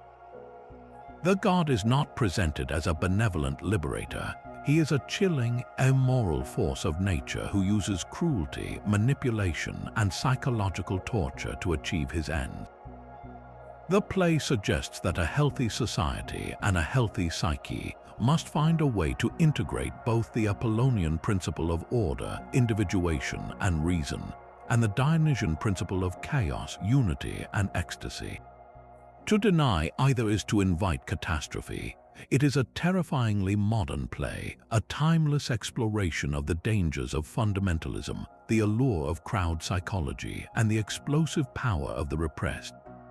It asks us what we are so afraid of in ourselves that we must project it onto others and violently suppress it, and it warns that the forces of nature, both within and without, will always eventually have their due. Where the tragedies of Aeschylus and Euripides explored transformation through the lens of inescapable fate and divine punishment, a different Roman poet would soon approach the concept with a spirit of playful wit, breathtaking invention, and a deep, pervasive melancholy for the nature of change itself. Imagine a poet at the very peak of his powers, living in the glittering, sophisticated world of Augustus's Rome, who decides to gather every myth of transformation he can find and weave them into a single, uninterrupted epic poem that spans from the creation of the world to the deification of Julius Caesar. This is the monumental ambition behind Ovid's The Metamorphoses, a 15-book whirlwind of gods, nymphs, heroes, and monsters that doesn't just tell stories, it performs them, using language itself to shape, shift, and flow, mirroring the very transformations it describes. Ovid announces his theme in the poem's famous opening line, "My mind is bent to tell of bodies changed into new forms," and with that, he launches into a cosmos in a state of constant, fluid becoming. Ovid's true genius lies not in the invention of these myths, but in his radical repackaging of them. Earlier poets like Virgil treated myth with a stately, august gravity fitting for a national epic. Ovid, by contrast, approaches the gods with a sly, almost irreverent intimacy. His Olympus feels less like a majestic celestial court and more like a chaotic, gossipy royal palace, where divine passions are petty, tempestuous, and all too human. Jupiter is less a stern father of gods and men and more a serial philanderer, constantly devising new, elaborate disguises: a swan, a bull, a shower of gold, to seduce or abduct mortal women. Apollo, the god of reason and light, is depicted as a comically frustrated lover, chasing the nymph Daphne, who would rather be transformed into a laurel tree than succumb to his advances. In Ovid's hands, these are not remote symbols but characters driven by recognizable desires and insecurities, making their stories feel immediate, dramatic, and often darkly humorous. He connects these tales with a dazzling, sometimes tenuous thread, often having one character within a story begin narrating another, creating a vast, interconnected web of lore that sweeps the reader along on an irresistible current. The poem is a masterclass in thematic variation on its core idea.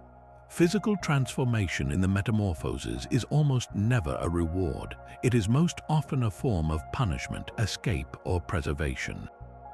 It is a god's weapon against mortals who defy or accidentally offend them, as when the goddess Diana turns the hunter Actaeon into a stag for the crime of seeing her bathe, leading to his own hounds tearing him apart. It is a desperate refuge for victims, like Daphne becoming a tree or the nymph Io being turned into a heifer to hide her from Juno's wrath, only to be tormented by a sentient gadfly. It is a form of eternal commemoration, as when the profoundly loyal couple Philemon and Baucis are transformed into intertwining trees at their death, so they may never be separated. Ovid seems obsessed with the moment of change itself, lingering on the physical sensations with a haunting, almost visceral detail. He describes the slow creep of bark up Daphne's legs, the hardening of her skin into bark, the way her hair leaves her as leaves sprout. You don't just hear about the transformation, you feel it happening in all its terrifying and wondrous strangeness. Beyond the sheer entertainment of these stories, Ovid embeds within them a profound and surprisingly pessimistic philosophy. The entire epic is framed by the idea of flux, of a universe where nothing is stable except change itself. The philosophical teacher Pythagoras appears in the final book to deliver a long speech that serves as the poem's philosophical core, arguing that everything in the universe is in a state of perpetual recycling. Souls transmigrate, seasons turn, elements shift from one form to another. This worldview makes the Metamorphoses more than a storybook. It is a deep meditation on the human condition. We see our own lives reflected in these myths. The pain of unrequited love in Apollo's pursuit of Daphne, the horror of uncontrollable change in Actaeon's disintegration, the desire for a legacy that outlasts our physical bodies in the many stories of people becoming rivers, stars, or flowers. The poem suggests that to be alive is to be subject to metamorphosis, to the cruel and beautiful whims of time, passion, and power. The influence of this single work is simply incalculable. During the Middle Ages, it was a primary sourcebook for mythology, its stories often interpreted through a Christian moralizing lens.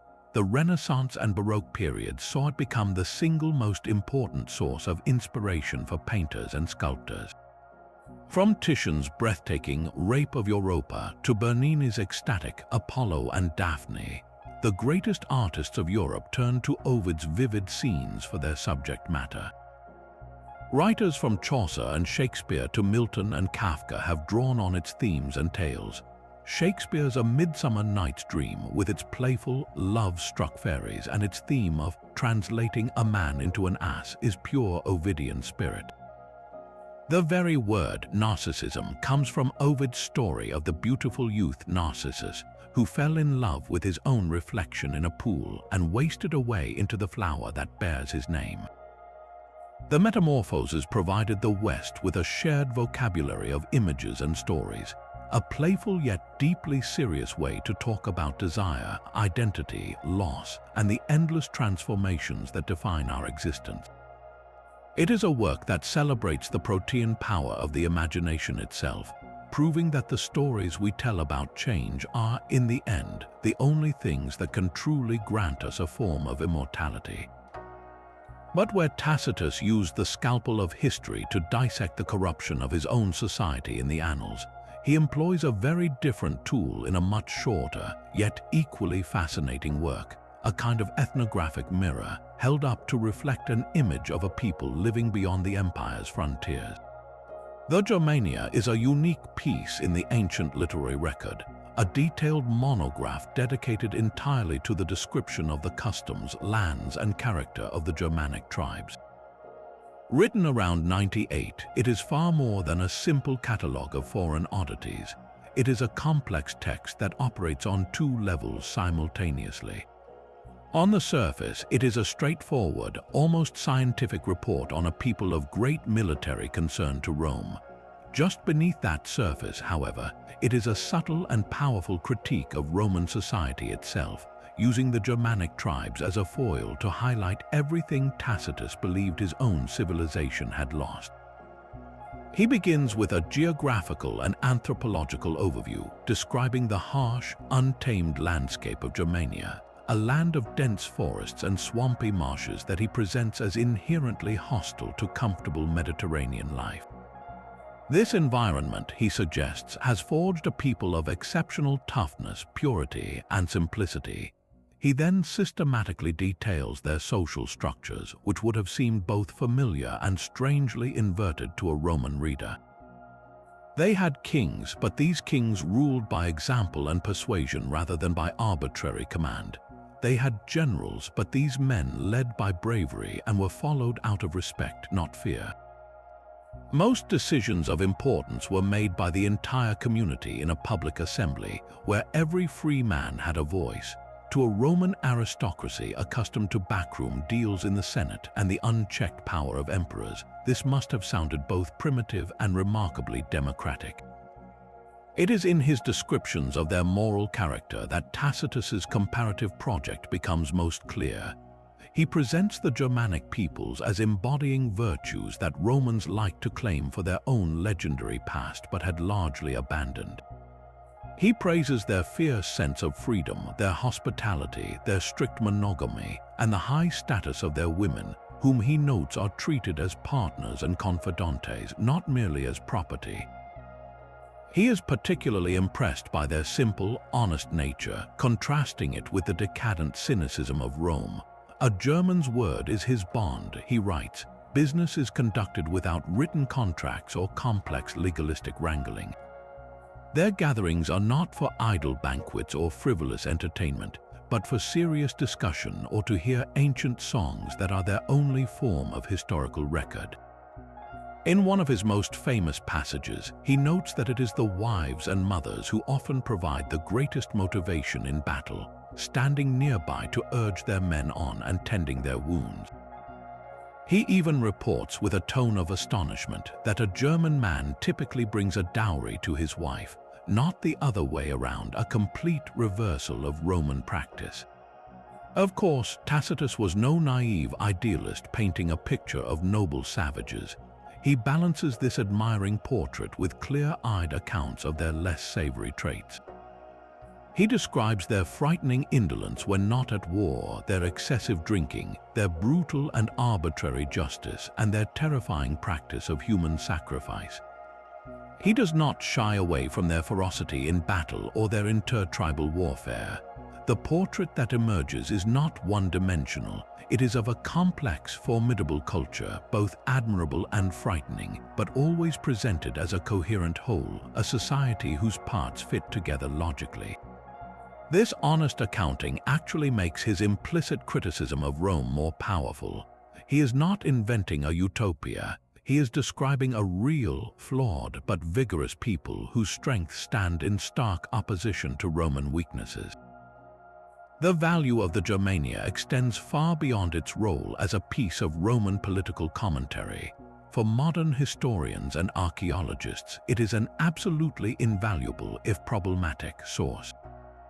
It is our earliest comprehensive written account of the Germanic peoples, written at a time before their great migrations would reshape the map of Europe. It provides a snapshot of their social organization, religious practices, and economic life that can be cross-referenced with archaeological findings. The text has been used to trace the origins of various European nations and to understand the cultural substrate of much of medieval and even modern European society. However, it must be read with extreme caution. Tacitus himself almost certainly never set foot in Germania. His information came from second-hand accounts, merchants, Roman military scouts, and perhaps Germanic tribesmen themselves who had served as auxiliary troops in the Roman army. His perspective is that of an elite Roman outsider looking in, and his observations are filtered through his own cultural biases and his literary agenda. He tends to homogenize the dozens of distinct tribes he mentions into a single, monolithic German people, a generalization that obscures a vast amount of regional diversity. Furthermore, the text was infamously misappropriated in the 19th and 20th centuries by nationalist and racist ideologies that sought to use it as a foundational document for a pure Germanic identity, a reading that twists Tacitus's nuanced observations into a dangerous political tool. This layered complexity is what makes the Germania such an enduringly compelling work. It is a military intelligence report, a work of comparative anthropology, and a moral polemic all wrapped into one.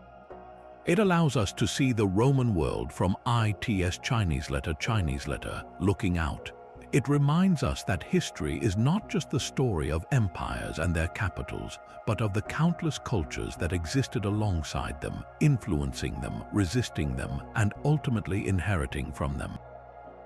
Through Tacitus's sharp and often surprising observations, we catch a fleeting but vivid glimpse of the ancient world beyond the legionary fortresses and the paved Roman roads. a world of smoky chieftains' halls, of deep, dark forests, and of a people whose fierce love of freedom would, centuries later, help bring the empire itself to its knees. But if the Germania used a foreign culture as a distant mirror to critique Rome's moral decay, Tacitus's first published work turns the lens much closer to home, focusing on a single, exemplary life to deliver a far more personal and pointed political message. The Agricola is a biography, a eulogy, and a searing indictment all woven into one powerful, concise narrative. It tells the story of Gnaeus Julius Agricola, Tacitus's own father-in-law, and his remarkable career as the general who completed the Roman conquest of Britain. On the surface, it is a loving tribute from a son-in-law, a detailed account of Agricola's military campaigns and his governorship. But just beneath that surface, it simmers with a controlled fury against the tyrannical Emperor Domitian, under whom Agricola served and whose jealousy ultimately cut a great man's career short. This is Tacitus working in a more intimate register, using the story of one good man to explore the immense moral challenges of living under a bad regime. The biography follows Agricola's life and career with meticulous pride. We see his early military service in Britain, where he learned the lay of the land and the nature of the enemy, and his subsequent governorships, first in Aquitania, and then his triumphant return to Britain as its imperial legate. Tacitus paints a portrait of the ideal Roman administrator, firm but fair, ambitious for glory, but also genuinely interested in the province's welfare. Agricola's campaigns in Britain are described with the precision of a military historian. He pushed Roman forts further north than ever before, into what is now Scotland, and he orchestrated a brilliant naval campaign that circled the entire island, proving it was an island and terrifying the native tribes with the unprecedented sight of Roman warships appearing from their own northern seas. His greatest military achievement was the decisive Battle of Mons Graupius, where his disciplined legions shattered the forces of the Caledonian chieftain Calgacus. It is in the speech Tacitus writes for Calgacus before this battle that the work's critical heart is laid bare. This is one of the most powerful anti-imperialist statements to survive from the ancient world, put into the mouth of a barbarian by a Roman senator. They make a desert and call it peace, Calgacus declares of the Romans. He describes the empire as a predatory machine, insatiable in its hunger for wealth and domination, enslaving all in its path. The brilliance of this device is that it allows Tacitus to voice a scathing critique of his own government's expansionist policies from a safe, dramatic distance. He can have his barbarian hero articulate the very doubts and moral unease that a thoughtful Roman like himself must have felt, acknowledging the terrible human cost of the very glory his father-in-law was earning. It acknowledges the bravery and dignity of the resistance, making the Britons more than just faceless enemies to be conquered. The climax of Agricola's story, however, is not a battlefield victory but a political and personal one. After his spectacular successes in Britain, he returned to Rome expecting a hero's welcome and perhaps further honors. Instead, he was met with the cold, paranoid jealousy of the Emperor Domitian. Agricola's immense popularity with the troops and his public fame made him a threat in the eyes of a tyrant who saw any exceptional individual as a potential rival. Instead of a triumph, he received a quiet, almost insulting welcome. Fearing for his life, Agricola did the only thing he could to survive. He retired completely from public life. He lived out his remaining years in quiet, obscure domesticity, a brilliant general and governor forced to pretend he was nobody, to hide his virtues in order to avoid appearing ambitious.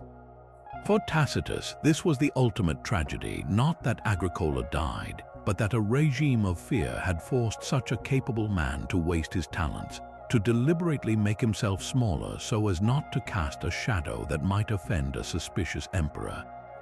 Tacitus's message is profound and deeply personal.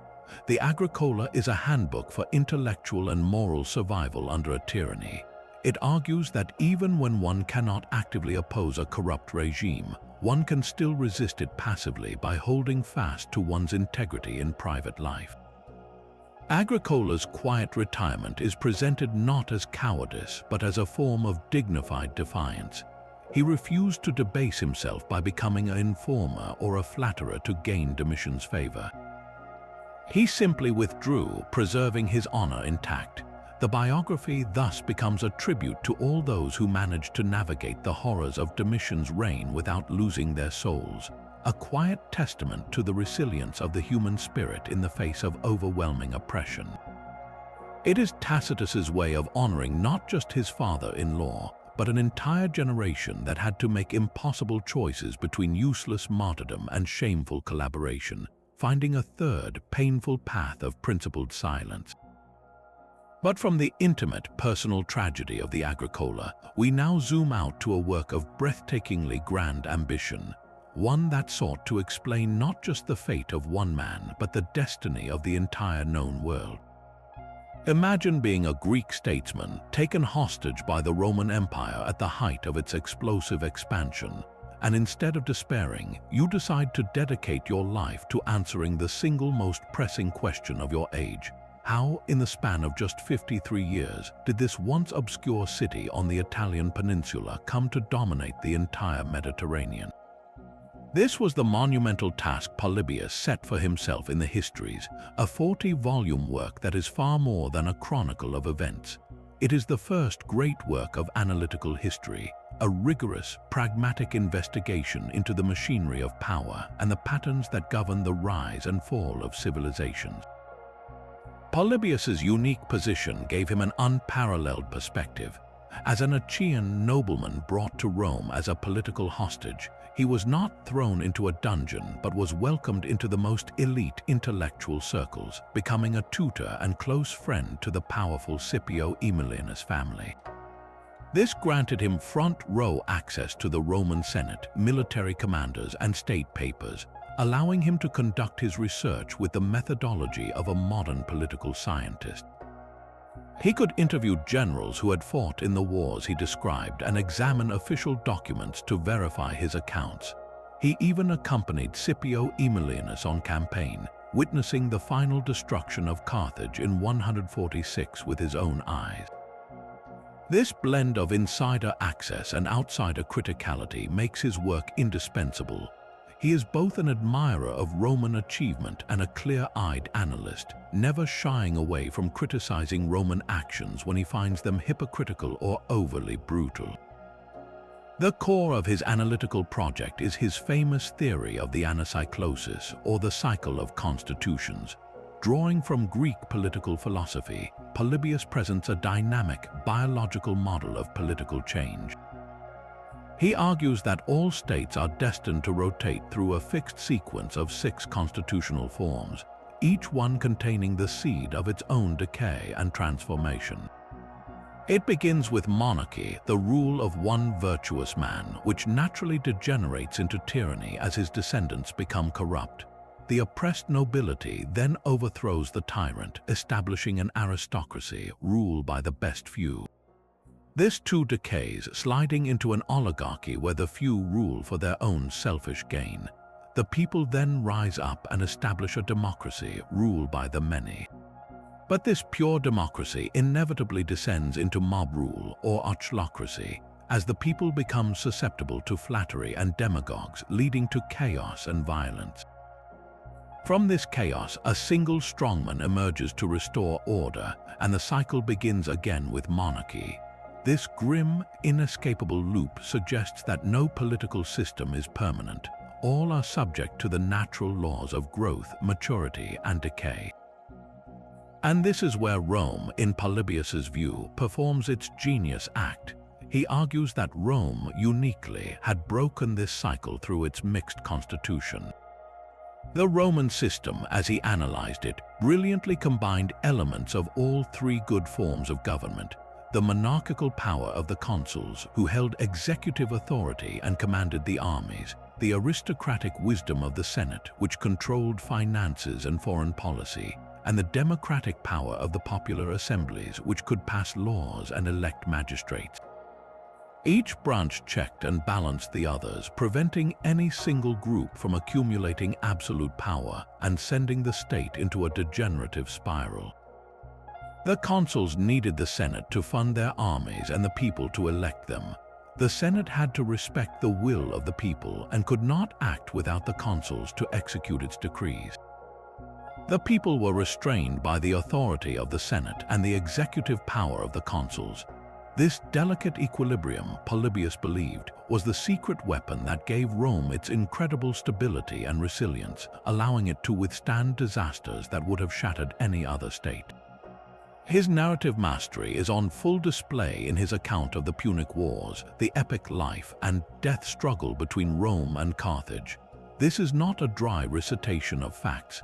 It is a dramatic, deeply analytical comparison of the two empires' national characters and military systems. He presents the war as a clash of contrasting constitutions, Rome's stable, mixed republic versus Carthage's increasingly oligarchic and mercantile state. He dissects the strategies of Hannibal, explaining his famous tactical brilliance at Cannae not as magic, but as the application of sound principles against a rigid Roman opponent. Most famously, he pauses his narrative to provide a full, chapter-length explanation of the structure of the Roman army, the organization of the legions, the construction of the camp, the system of punishments and rewards. He does this because he believes you cannot understand why Rome won without understanding the tool it used to achieve victory. The Roman army was a reflection of the Roman state, disciplined, flexible, and resilient, able to learn from crushing defeats and come back stronger.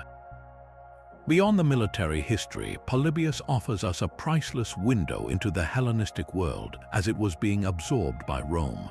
He provides detailed accounts of the great powers of the day, the squabbling, decadent kingdoms of the successors of Alexander the Great in Egypt, Syria, and Macedonia. He shows how their internal weaknesses, their incessant dynastic quarrels, and their failure to create stable political systems made them easy prey for the disciplined, focused Romans. His work is filled with fascinating geographical and ethnographic digressions, from the course of the Danube River to the customs of the Celts, always with a practical eye toward how this knowledge would be useful for a statesman or a commander. The Histories is ultimately a teacher's manual.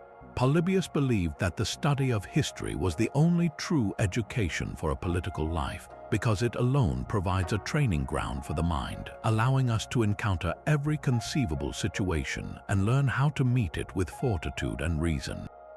He wrote not to entertain, but to equip future leaders with the intellectual tools to understand power, to anticipate the future by knowing the past, and perhaps, just perhaps, to steer their own states away from the inevitable ruin promised by the endless cycle of the anacyclosis. From the grand political theories of Aristotle and the intricate constitutional analysis of Polybius, to the intimate spiritual struggles of Augustine and the thrilling, magical journeys of Lucius in the Golden Ass, our exploration of these 35 foundational texts reveals a breathtaking tapestry of human thought and experience. Each work, whether a sweeping epic like Virgil's Aeneid or a personal meditation like Marcus Aurelius's Journal, functions as a unique and powerful lens, focusing our gaze on a different facet of the ancient world. We've witnessed the birth of history itself with Herodotus's boundless curiosity, felt the chilling weight of imperial power through Tacitus's cynical prose, and grappled with the deepest questions of justice, fate, and free will alongside Sophocles and Euripides. These aren't mere relics, they are conversations across millennia, offering perspectives on ambition, power, love, loss, and the search for meaning that remains strikingly relevant to our own lives today. What makes this collection so invaluable is its incredible diversity of voices and genres. We have the state-sponsored propaganda of Augustus's Rome in the Aeneid, but we also have the subversive, satirical counter-narrative of Petronius's Satyricon, which exposes the vulgarity bubbling beneath the empire's marble facade. We have the rigorous, analytical approach of Thucydides, who sought to eliminate myth from history, and right beside him we have the enchanting myths compiled by Ovid, who understood that sometimes metaphor and transformation reveal deeper truths than facts alone can convey. We've encountered practical handbooks for living like Sun Tzu's The Art of War, and profound spiritual roadmaps like the Bhagavad Gita, each providing a distinct toolkit for navigating the world. This variety ensures that no matter what your interest, whether it's military strategy, political philosophy, poetic beauty, or spiritual solace, there is an ancient text that speaks directly to you, offering wisdom forged in the fires of a world both vastly different from and hauntingly similar to our own. Engaging with these works does more than just fill our heads with knowledge about the past. It fundamentally deepens our understanding of the human experience itself. By reading the Code of Hammurabi, we don't just learn ancient Babylonian laws, we gain insight into how a society first attempted to codify justice, to draw a line between chaos and order, and we see the stark inequalities that were simply accepted as the natural way of things. Reading Josephus's first-hand account of the Jewish revolt doesn't just teach us about a historical event. It forces us to confront the brutal realities of war, colonization, and impossible choices between collaboration and resistance. These texts challenge our modern assumptions and expand our empathy, allowing us to see the world through the eyes of a Roman senator, an Egyptian priest, a Greek soldier, or a Mesopotamian king. They remind us that people thousands of years ago loved their children, feared death, sought justice, and struggled with their gods and their governments just as we do. So consider this list not as a finish line, but as your starting point for an unforgettable journey. Let Herodotus be your guide to the wonders of the ancient world. Let Plato challenge your perceptions of reality and justice. And let the epic of Gilgamesh comfort you with its timeless meditation on friendship and mortality. Pick one that intrigues you, find a good translation, and allow yourself to be transported. You don't need to be a scholar to appreciate these stories and ideas. You just need a sense of curiosity. Let these ancient voices remind you that history is not a dry list of dates and battles, but a rich, ongoing story about us, our fears, our triumphs, and our endless quest to make sense of our place in the world.